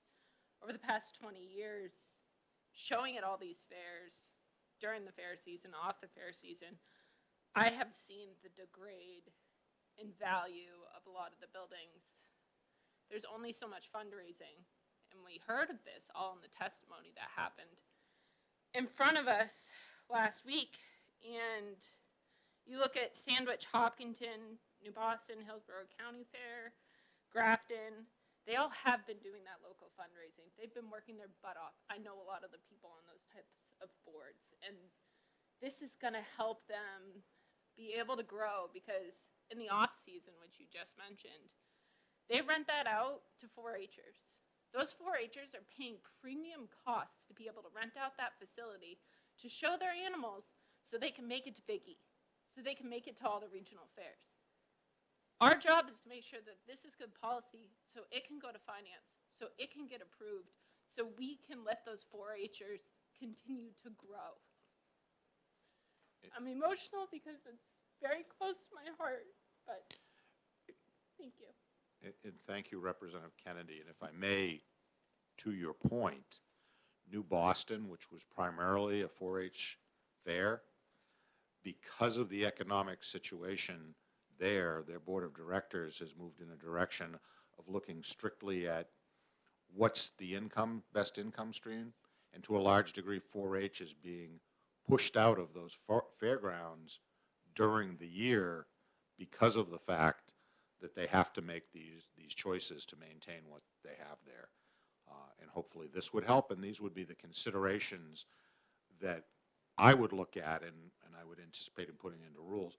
What are the off-season usage for things like that? And certainly that would be a priority, because these 4-H'ers need the opportunity to be able to learn in the proper environment how to show their animals and how to do the things that they need to. And if the fairgrounds are saying, well, they're not there because we're going to put boats and, and other things in storage and the buildings aren't going to be used, that would need to be a factor, because the 4-H is very, very important. And I think you see in the bill that, 4-H and FFA are important requirements to receive funding through this bill. Representative Mason. Thank you. Commissioner, could you tell me one question? The capital improvement would also include items like bringing power services up to grade, bringing up septic systems up to grade, a lot of new regulatory issues that have come down the line that this legislature has passed, is being forced on these fair associations to do a lot of modifications and improve their facilities to try to bring them up to a quality standard that currently is not acceptable. I know back when we were young, it was a lot different than it is today, but I know that's put a lot of pressure. Would that money be available for those types of capital improvements as well? My reading of the bill and how I would intend to put the rules in place would be that any of the infrastructure needs related to the agricultural portions of the fair would be eligible. And I touched on that a little bit in terms of fire regulations, but obviously, septic and electrical would be part of that, because ultimately, if the fire department or the town comes in, whoever is doing that is going to come in and look and say your facilities are not adequate and we're going to shut the building down. That's got to be part of it. Follow up? Follow up, go ahead. So when we go to some of these fairs, we see some that have very large gate attendances, like Deerfield Fair. Look at Deerfield, very large gate attendance. Deerfield Fair produces a lot of money. But we go to is Belknap Fair still active? It is, it's just, I think, gone through an ownership change. It was owned, I think, by 4-H. I don't think 4-H owns it anymore. Now it's owned by Okay. another organization, but it's primarily 4-H. But as we come to some of these smaller fairs, they run under a whole different budget restriction, and they just don't have the funds available to do any of these changes. So you would put together a group within your system that would, within your office, that would manage these funds, so those would be more available to the organizations that need They would them? have to put in an application for the funds with a detail of what it is they need and how they're going to expend them, and then we would review those applications. I say, I can't. On a you know, need basis, on, correct? on an as-needed basis. And so, there will be people that will be very unhappy, I'm sure, because at some point you're going to say, well, look how much money went to Belknap Fair, for instance, this year, but it's going to be based on those needs where, I love Deerfield Fair. I go there every year. That's always been my favorite fair.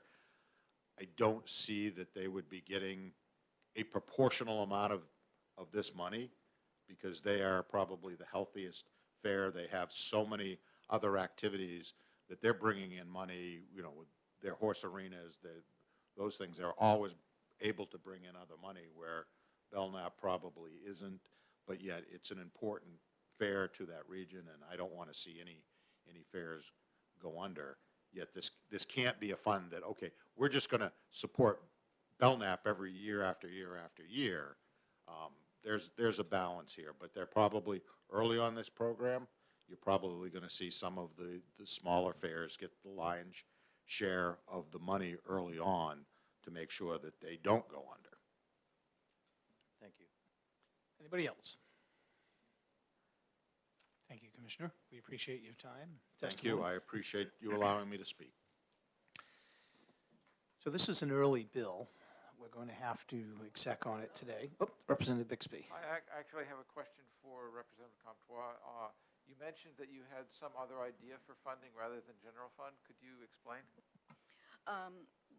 Thank you, Representative. So when we were discussing this bill, I was looking at because originally this came from the racetrack down in Rockingham Park is how these capital improvements were funded, or the state fairs were funded. And so I was wondering why we couldn't take a look at the historic horse racing, which is very similar to how, it's the same venue basically of how these state fairs were funded previously, and why couldn't it be funded that way? But as I understand, we are just a policy committee, and we would actually have to leave the funding to finance. Thank you. I think that would be a wise choice since they have a lot more expertise and knowledge in that area than we do here. So, any further thoughts before we come out of work session and go into exec session? Yes. Just Representative a question of the Bonpelski. chair. Yes. So we have to exec this today? Is that, was I understand, because it's an early bill? I'm going to run up against a deadline. I'd like to exec it today. I think I could push it a few more days, but I'm not sure that do you have an idea that might change some of the committee members' minds? It's not, this would just be my personal feelings. I'm having a hard time with this bill. I like the idea of supporting agriculture, but there's some other parts of it that I would like to think through. I understand if we have to move it forward, that's fine, but if we're going to meet again next week anyway, and it's possible to push it to that point, then I would appreciate it. But I also understand if we have to go forward today. Let me just check and make sure what my actual deadline is on this one. Mr. Chairman, it's the 17th. Yeah, but the speaker gave us a date of the 10th because he's moving it forward. So Right. we could push it till next week. The question we'll have is, will we have So what I'm looking at is, here's my concern. Hold on one second, Representative.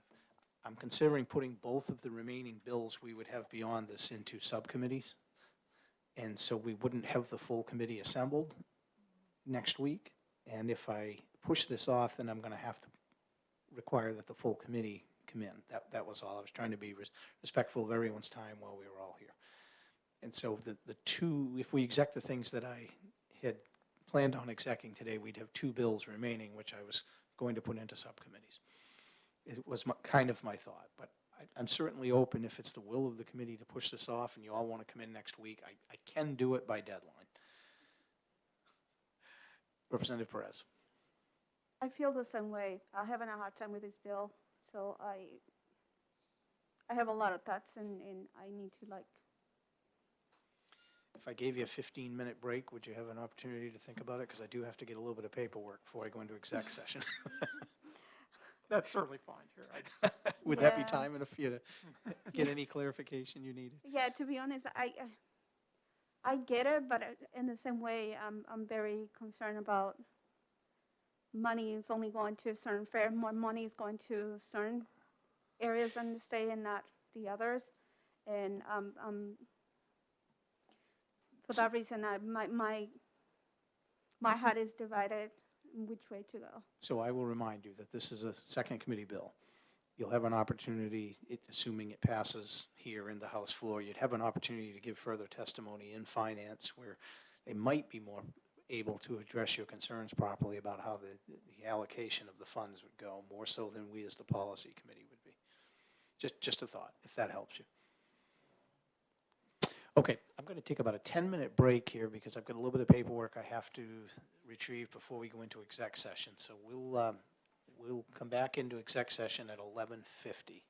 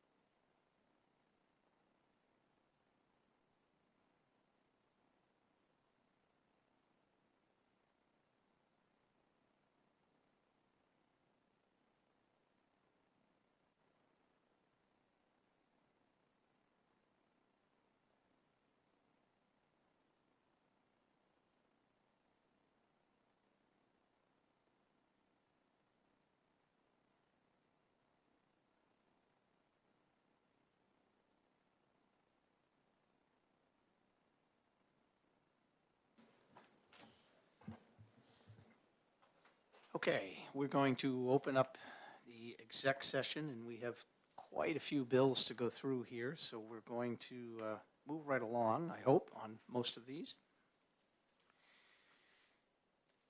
We will start with House Bill 1111, and I will look to Representative Dutsey for an IS motion.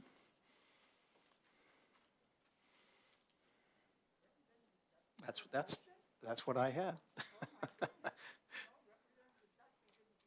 All right.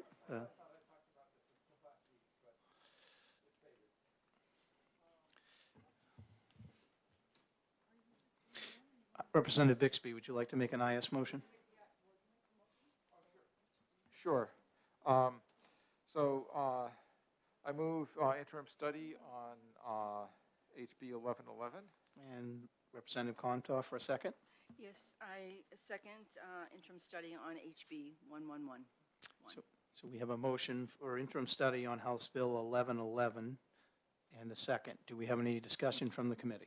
Yeah, I'd just like to make a comment on it. So the idea of extended producer responsibility is something that is has a lot of promise for diverting waste from our landfills, but we have included this bill, the content of this bill, in the 1049, which we, the study committee that we passed out of this, that we recommended OTPA last week. So this is now redundant, but we're just going to make an interim study for insurance. Any further comments from the committee?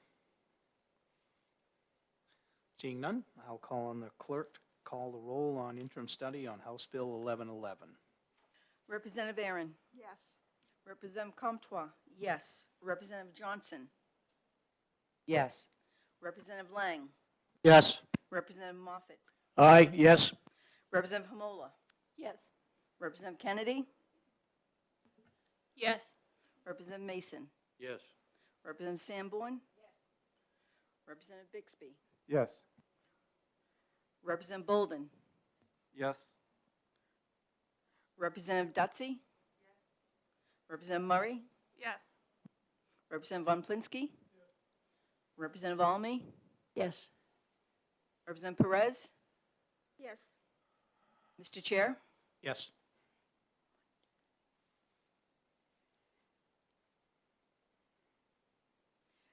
$17-0, motion passes. All right, we have a 17-0 vote on House Bill 1111 for interim study, and the motion passes.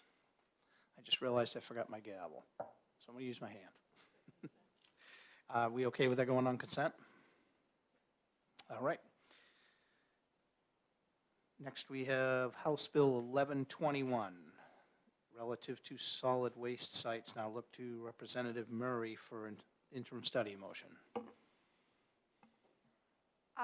Given similar circumstances where I believe this bill is also included. We're just looking for a motion Oh, first. sorry, thank you, Mr. Chair. I'd like to make the motion of interim study for Bill HB 1121.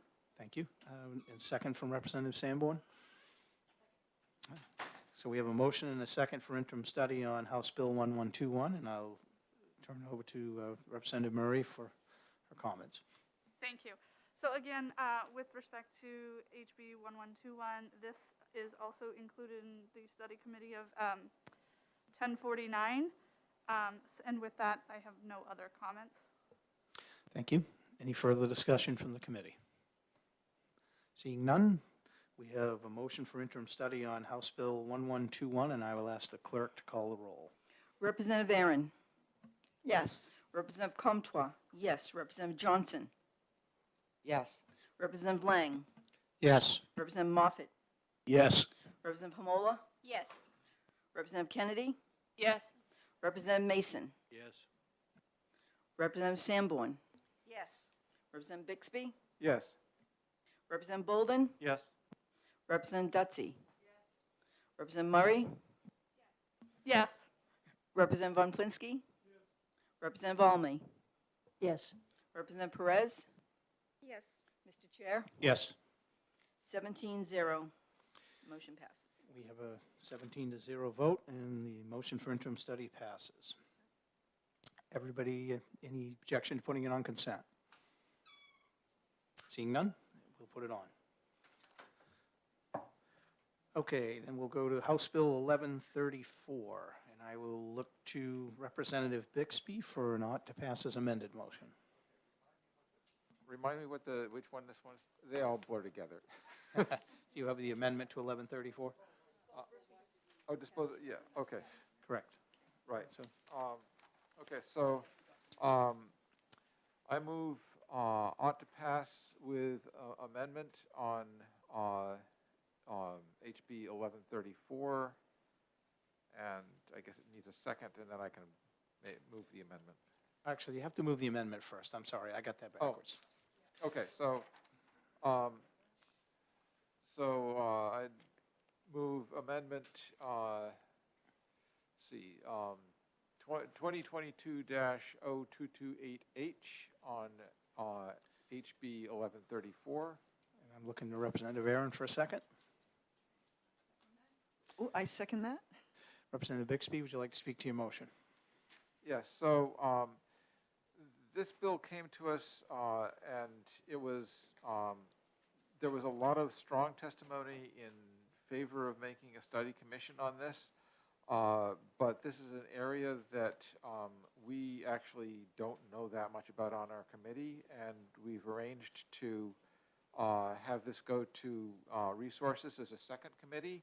So we made a couple of amendments to just clarify that this was more in their bailiwick than ours, and that it be a committee rather than a commission.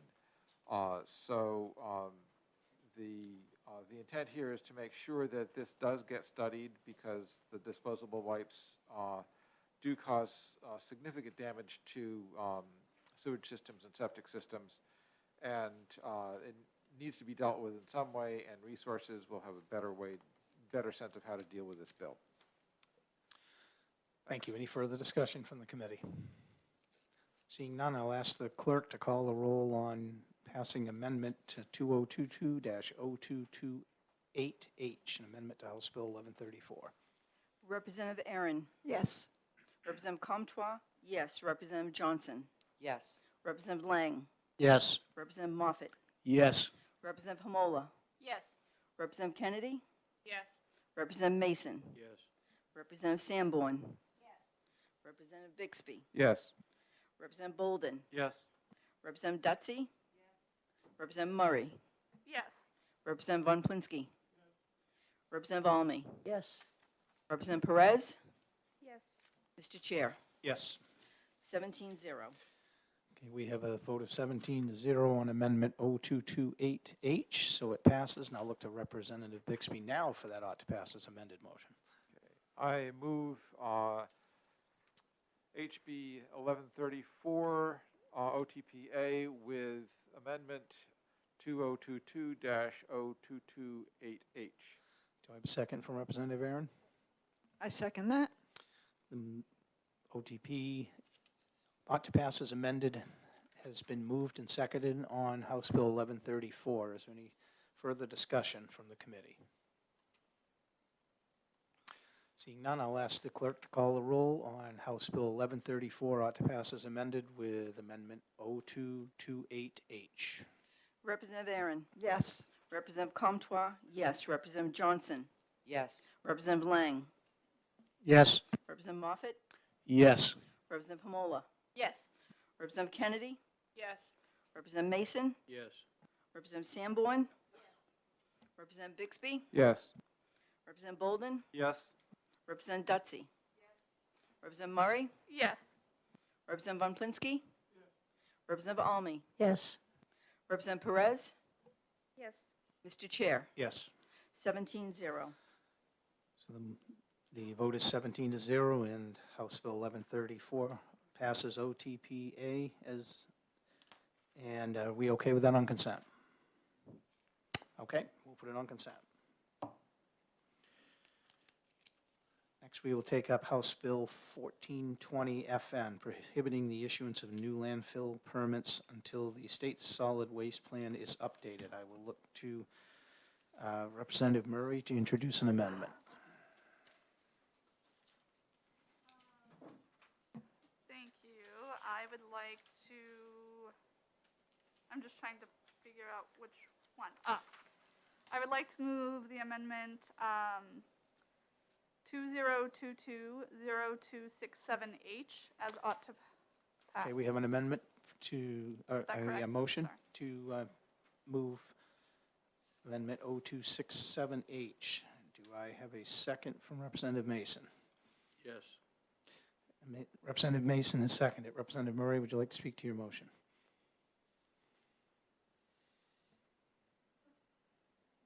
I'm just trying to remember, did this also?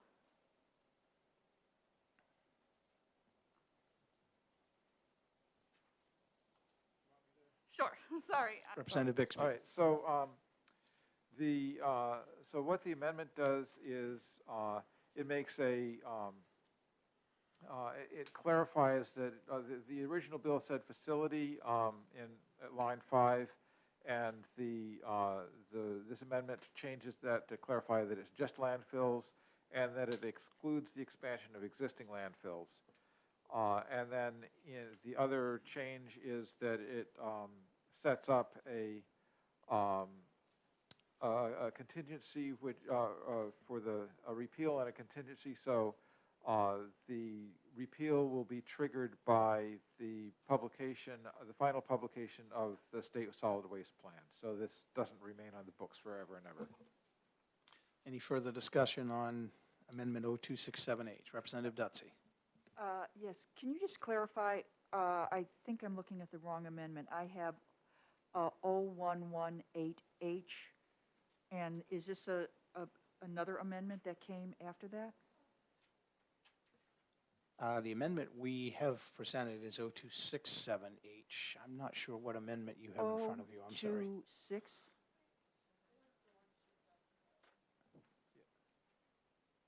Yeah, Are there two amendments? well, So there is not two amendments from the committee. There was an amendment that Rep. Massimilla had suggested that we look at during the hearing, but there was an correct, that's the amendment one I'm drafted looking by at. Representative Bixby and I that took into consideration the changes that Rep. Massimilla had suggested as well. okay, and I did not Okay, so get that. you didn't get a that copy of that? amendment. I'm sorry, they were That- passed out. That's okay, but I have my They may be on the notes. table right there if you want one. I have my notes, so I understand Okay. what the amendment Sorry for is the about. confusion. Any further discussion on the amendment? Seeing none, I'll ask the clerk to call the roll on the adoption of Amendment 0267H to House Bill 1420 FN. Representative Aaron. Representative Comtois. Yes. Yes. Yes. Yes. Yes. Yes. Yes. Yes. Yes. Yes. Yes. Yes. Okay, we have a 17-0 vote on Amendment 0267H, and I will look to Representative Murray for an OTPA motion. Yes, I'd like to make the motion of OTPA for House Bill 1420 as amended. And then Representative Mason, did you want a second? Second. Okay, we have a motion to move House Bill 1420 FN as amended using Amendment 0267H. Representative Murray, would you like to speak to your motion? No, I think it speaks for itself. Anybody else wish to comment? Seeing none, I'll ask the clerk to call the roll on House Bill 1420 FN OTPA with Amendment 2022-0267H. Representative Aaron. Yes. Representative Comtois. Yes. Representative Johnson. Yes. Representative Lang. Yes. Representative Moffett. Yes. Representative Pomola. Yes. Representative Kennedy. Yes. Representative Mason. Yes. Representative Sanborn. Yes. Representative Bixby. Yes. Representative Bolden. Yes. Representative Dutsey. Yes. Representative Murray. Yes. Representative Von Plinsky. Representative Almy, Yes. Representative Perez. Yes. Mr. Chair, Yes. 17-0. Okay, the vote is 17-0, so House Bill 1420 FN passes OTPA. Can that be put on the consent? Everybody okay on consent? Okay, we will do that.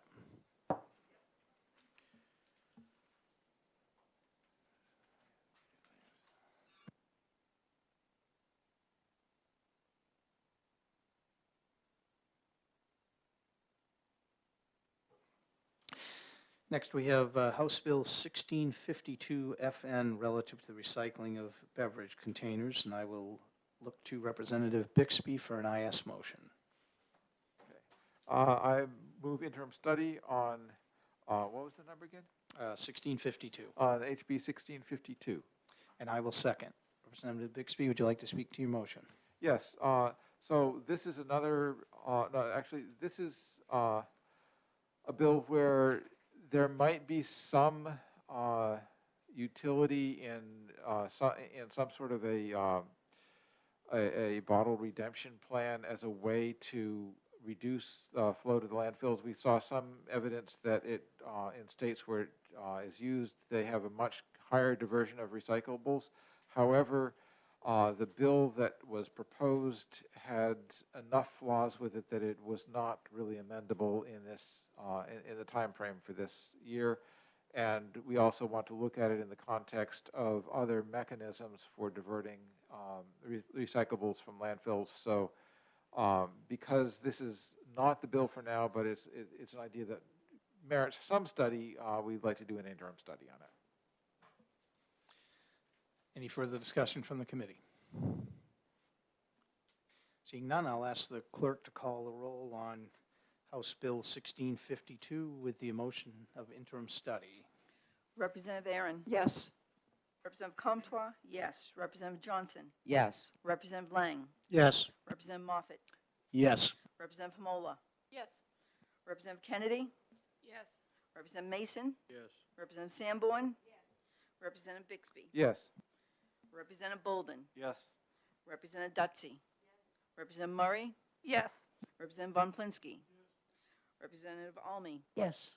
Representative Perez, Yes. Mr. Chair, Yes. 17-0. House Bill 1652 FN with a motion of interim study and a vote of 17 to nothing passes. Everybody okay on consent? Okay, that closes the hearing on 1652. Hey, we're doing good. We're halfway through. Okay, next we'll open up House Bill 1168. Establishes the executive session on House Bill 1168. It establishes committee to study the New Hampshire law relative to soil conditioners, and I will look to Representative Bixby for a motion of ought to pass. Yes, I move ought to pass on HB 1168. And a second from Representative Hamola. I second that motion. We have a motion of OTP on House Bill 1168, and I will, of ought to pass, and I will recognize Representative Bixby to speak to his motion. Just briefly, this is a chapter of law that has not been studied in a long time, and we noted some flaws in it, when we visited it for the purposes of other legislation in the last year or so, so this is something that really needs some work, and this study committee is the best way to do that. Any further comments from the committee? Seeing none, I'll ask the clerk to call the roll on House Bill 1168 with a motion of ought to pass. Representative Aaron, Yes. Representative Comtois, yes. Representative Johnson, Yes. Representative Lang, Yes. Representative Moffett, Yes. Representative Hamola, Yes. Representative Kennedy, Yes. Representative Mason, Yes. Representative Sanborn, Representative Bixby, Yes. Representative Bolden, Yes. Representative Dutsey, Representative Murray, Yes. Representative Von Plinsky, Representative Almy, Yes. Representative Perez, Yes. Mr. Chair, Yes. 17-0.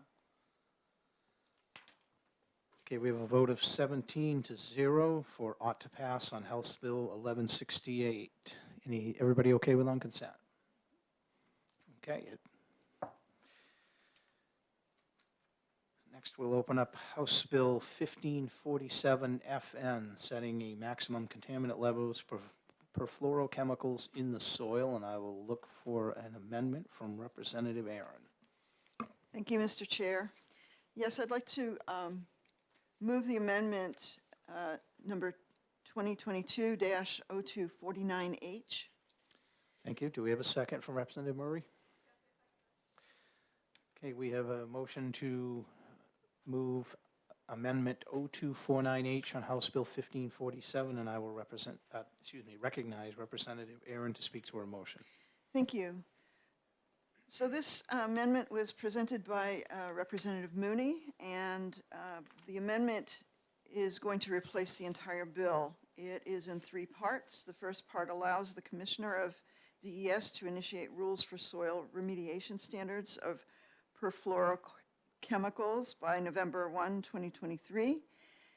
And this date is a prime reason for this amendment, because the United States Geological Survey is performing a study in New Hampshire of its soil due by the fall of 2022, and this study is critical to setting those soil standards.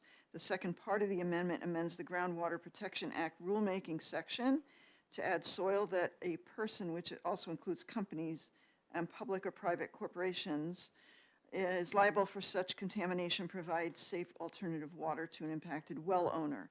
The third part of the amendment, which is Section 3-7, clarifies language describing certification requirements for certain hazardous waste generators to avoid confusion and maintain consistency.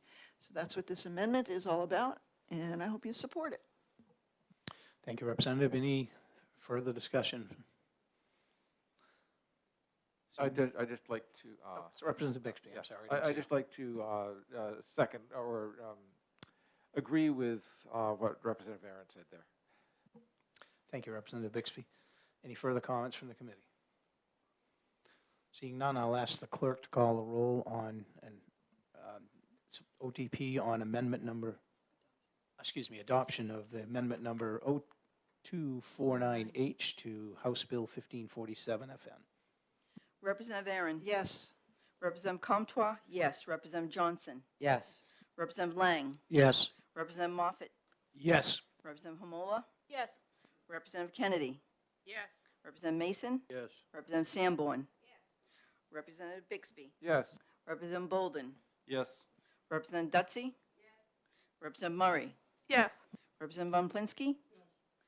Representative Almy? Yes. Representative Perez? Yes. Mr. Chair? Yes. 17-0. Okay, with a vote of 17-0, the committee adopts amendment number 2022-0249H. Now I will look to Representative Aaron for an OTPA motion on House Bill 1547 with amendment 0249H. Thank you, Mr. Chair. Yes, I do move an OTPA on House Bill 1547 with the amendment 0249H. And Representative Murray, want a second? Yes, I'd like to second that, please. So we have a motion and a second. Representative Aaron, would you like to speak to your motion? I think we've said what we need to say. Thank you, Representative. Any further discussion from the committee? Seeing none, I'm going to ask the clerk to call the roll on an ought to pass as amended motion for House Bill 1547 with amendment number 2022-0249H. Representative Aaron? Yes. Representative Comtois? Yes. Representative Johnson? Yes. Representative Lang? Yes. Representative Moffett? Yes. Representative Hamola? Yes. Representative Kennedy? Yes. Representative Mason? Yes. Representative Sanborn? Yes. Representative Bixby? Yes. Representative Bolden? Yes. Representative Dutsey? Yes. Representative Murray? Yes. Representative Von Plinsky? Yes. Representative Almy? Yes. Representative Perez? Yes. Mr. Chair? Yes. 17-0. With a vote of 17-0, the ought to pass as amended motion on House Bill 1547 passes. We decided we could put this on consent because the fiscal note is $0. So everybody okay with that? All right. So it'll go on consent. Next, we'll open House Bill 1187 relative to milk pasteurization, and I will look again to Representative Aaron for the introduction of an amendment.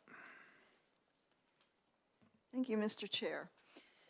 So I'd like to present the amendment to House Bill 1187, which is 2022-0340H. And Representative Bixby, did you want a second? I second that. We have a motion and a second for Amendment 03408. Representative Aaron, you're recognized to speak to your motion. Thank you again, Mr. Chair. So this amendment basically adds the section that was accepted by the Senate to a current bill that is being considered House Bill 95. So it essentially makes this bill the same as that bill. And I would just like to add that while this may seem like a bit of a technicality or a technical procedure, that bill is working its way through the process, but we wanted to have this as a vehicle in case there was some snag that occurred as that one went through. And that is the reason we're adopting the exact same language. Any further discussion? Representative Bixby. Yeah, I'd just like to sort of reemphasize that. And the original bill came to this committee, and HB 95 came to this committee in last year, and we passed it without difficulty. The Senate held it up, and then they finally changed a little bit of language and passed it. We want to make we're basically doing this bill as insurance to make sure that it stays alive, just in case something weird happens with the bill that's currently in the Senate. But with any luck, we'll be acceding to the Senate changes at our next session and sending it to the governor's desk. Thank you. Any further discussion? Seeing none, I'll ask the clerk to call the roll on amendment number 03408 to House Bill 1187. Representative Aaron. Yes. Representative Comtois, yes. Representative Johnson. Yes. Representative Lang. Yes. Representative Moffett. Yes. Representative Hamola. Yes. Representative Kennedy. Yes. Representative Mason. Yes. Representative Sanborn. Yes. Representative Bixby. Yes. Representative Bolden. Yes. Representative Dutsey. Representative Murray. Yes. Representative Von Plinsky. Representative Almy. Yes. Representative Perez. Yes. Mr. Chair, Yes. 17-0. Vote is 17-0, so the committee has adopted amendment number 03408H. I will look to Representative Aaron for a not to pass as amended motion. Thank you, Mr. Chair. I'd like to move this House Bill 1187 with its amendment of 0340H as OTPA. Representative Bixby, would you like to second? Second that. We have a motion of OTPA on House Bill 1187 with amendment 0340H. Now I'll recognize Representative Aaron to speak to her motion. Thank you, Mr. Chair. I think that we have discussed this, and I'd just like to move this forward. Any further comments from the committee? Seeing none, I'll ask the clerk to call the roll on House Bill 1187 with OTPA with amendment 2022-0340H. Representative Aaron. Yes. Representative Comtois, yes. Representative Johnson. Yes. Representative Lang. Yes. Representative Moffett. Yes. Representative Hamola. Yes. Representative Kennedy. Yes. Representative Mason. Yes. Representative Sanborn. Yes. Representative Bixby. Yes. Representative Bolden. Yes. Representative Dutsey. Yes. Representative Murray. Yes. Representative Von Plinsky. Representative Almy. Yes. Representative Perez. Yes. Mr. Chair, Yes. 17-0. With a vote of 17-0, House Bill 1187 passes OTPA. Any objection to putting it on consent? Seeing none?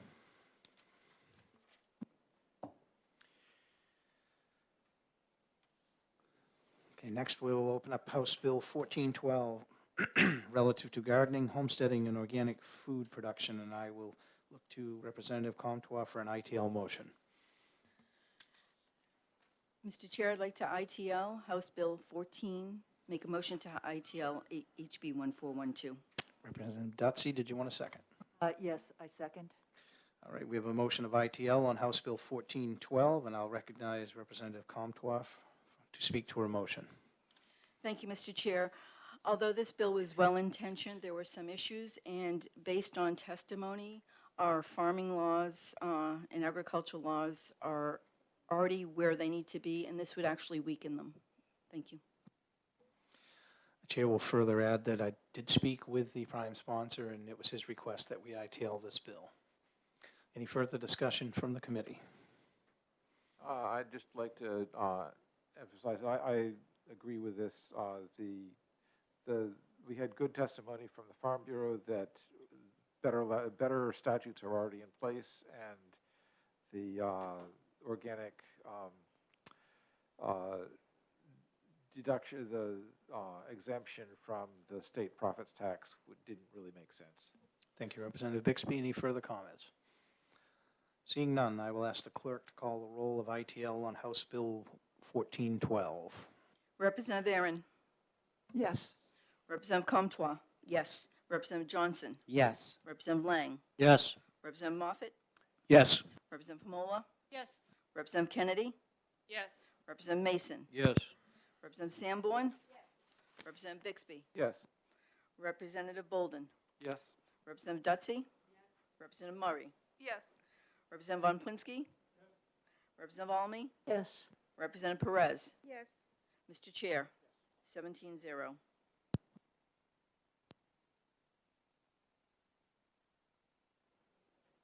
With a vote of 17-0, ITL motion passes on House Bill 1412. Any objection to going on consent?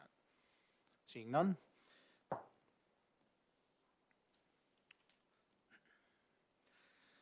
Next, we'll bring House Bill 1584 FM, establishing a capital improvement grant program for the benefit of state fairs and agricultural fairs.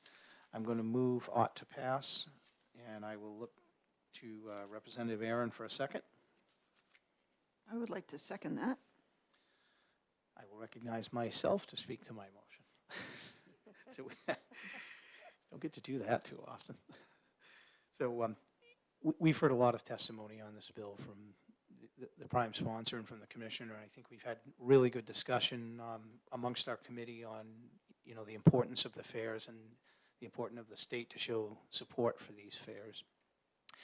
So I would ask that the committee support this motion of ought to pass, while I realize that there may be some concerns about the distribution of the funds in the grant process. I believe those concerns can be taken up in, well, hopefully Ways and Means, which is what I'm going to ask the speaker to send this bill to. And we will, in the rulemaking process, if it is successful in passing. So I would ask for your support of ought to pass and open it up for any further conversation. Anybody have any comments they'd like to make? Representative Bixby, did you want to? Yeah, I'm kind of on the edge with this bill, but I think that I'm more comfortable with it going to Ways and Means as a way of examining the funding mechanism more closely. So I'm going to be voting ought to pass on this.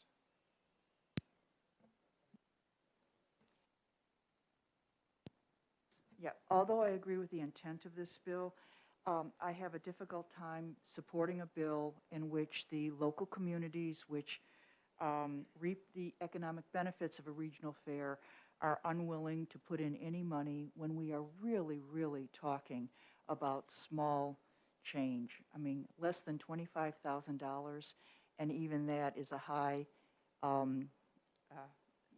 high quote.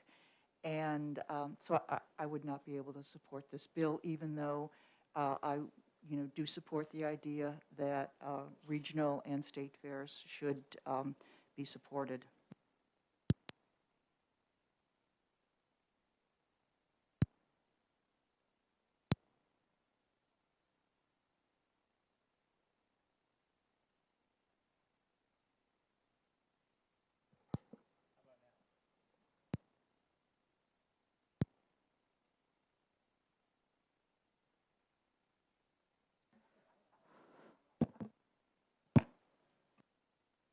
Mine works. Well, I guess I'll use Representative Aaron's mic. Okay, any further comments from the committee? Seeing none, I'm going to ask the clerk to call the roll. We are on, I lost lost my place here. House Bill 1584 with an ought to pass motion. And I will ask the clerk to call the roll. Yes. Yes. Yes. Yes. Yes. Yes. Representative Mason, Yes. Representative Sanborn. Yes. Representative Bixby, Yes. Representative Bolden, Yes. Representative Dutsy. No. Representative Murray, Yes. Representative Von Plinsky. No. Representative Almy, Yes. Representative Perez. No. Mr. Chair, Yes. Hey, I guess my mic works again. 14-3. With a vote of 14-3, the ought to pass motion carries on House Bill 1584. Will there be a minority report? Representative Dutsy? Okay.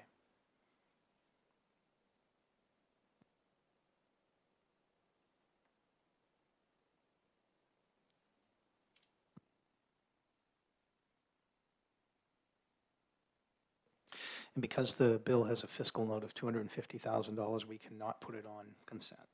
So we'll go on the regular calendar. With a minority report, you can't put it on consent either. Understood, but it wasn't going on anyway. Okay, our last bill. We're doing very well. House Bill 1226 FN, prohibiting the declawing of cats. And I will look to Representative Mason for a motion. Thank you, Mr. Chair. I'd like to enter a motion of entering to the legislature for House Bill 1226 FN. We have a motion of ITL. Do we have a second from Representative Perez? Second? Okay, we have a motion of ITL, moved and seconded. Now recognize Representative Mason to speak to his motion. Yes, thank you, Mr. Chair. I'd just like to say that we heard a lot of testimony on this, and I understand it's a very controversial medical procedure, but through the testimony, we've also heard that the veterinarians of the state of New Hampshire have been moving great strides away from this, and this seems to be policing itself without having to have legislation to do so. And it also is a issue where we have criminal prosecution against veterinarians when this subject needs subject needs to be between the owners of the pets and the veterinarian who advises. Now most of them advise not to have this operation. So thank you. Thank you, Representative. Any further comments from the committee? Representative Bixby? Yes. I think that declawing is definitely not a good procedure, but I think, but with this particular bill, I'm particularly disturbed by the criminalization, and I think that does not make sense. And I also, the testimony seemed to indicate that it's not a very common procedure in New Hampshire, and that the New Hampshire Medical Veterinary Association is concerned about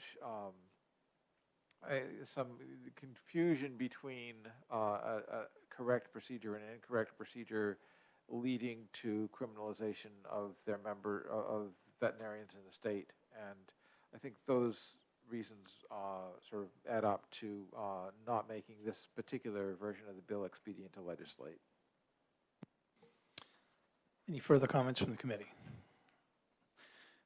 The chair would like to add that I support all the reasons given for ITL, and I think our veterinarians do a very good job and a very conscientious job of managing their clients and making the right choices. And I'm supporting ITL on this bill because I really don't think it's a New Hampshire problem, and I think we have a very good group of veterinarians within our state that are doing an excellent job.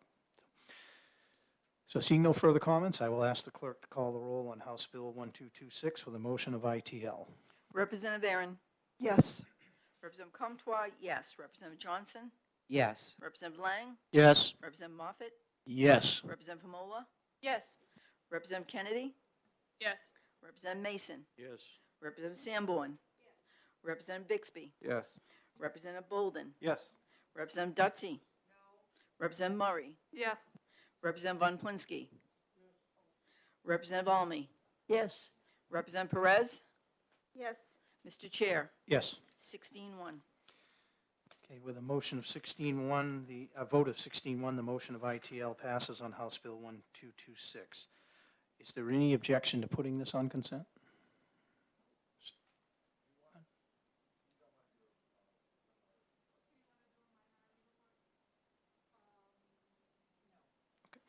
So no objection going on consent? Okay, it's on consent. Well, we did it. That's it, is all of the bills that we're going to exec today. So the only other thing that I want to do is I'm going to assign, I just have to find my numbers. Give me 1 second here.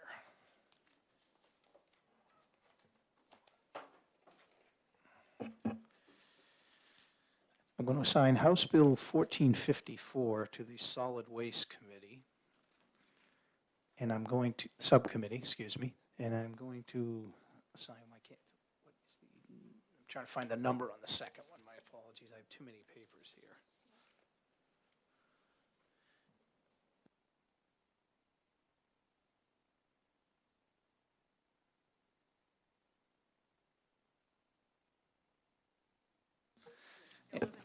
Yeah, and I'm going to assign House Bill 1186, the companion animal emergency bill, to the Animal Protection and Licensing Subcommittee. And those committees will convene next week, 2/8, beginning at 10 a.m.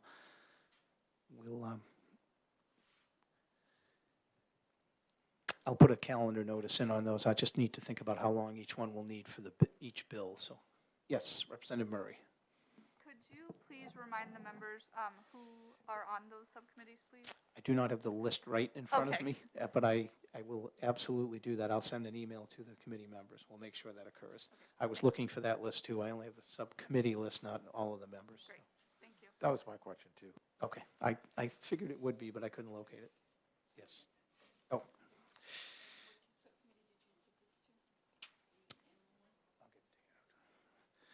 Okay, with that, I want to thank the committee for your diligent work today. I appreciate the ability of this committee to all work together and pull in the same direction. I understand that at times we don't always have the same opinions, but I certainly appreciate the civil discourse that occurs and the good communication that we have within the committee. So I do thank you all, and have safe travels home. And for those on the subcommittees, we'll see you next Tuesday. Thank you.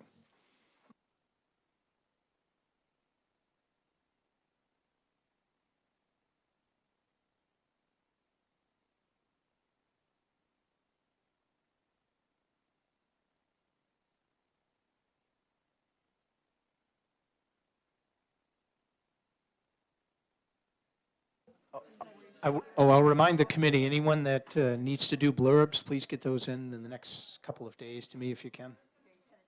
Committee reports, excuse me. Yes, send them to me.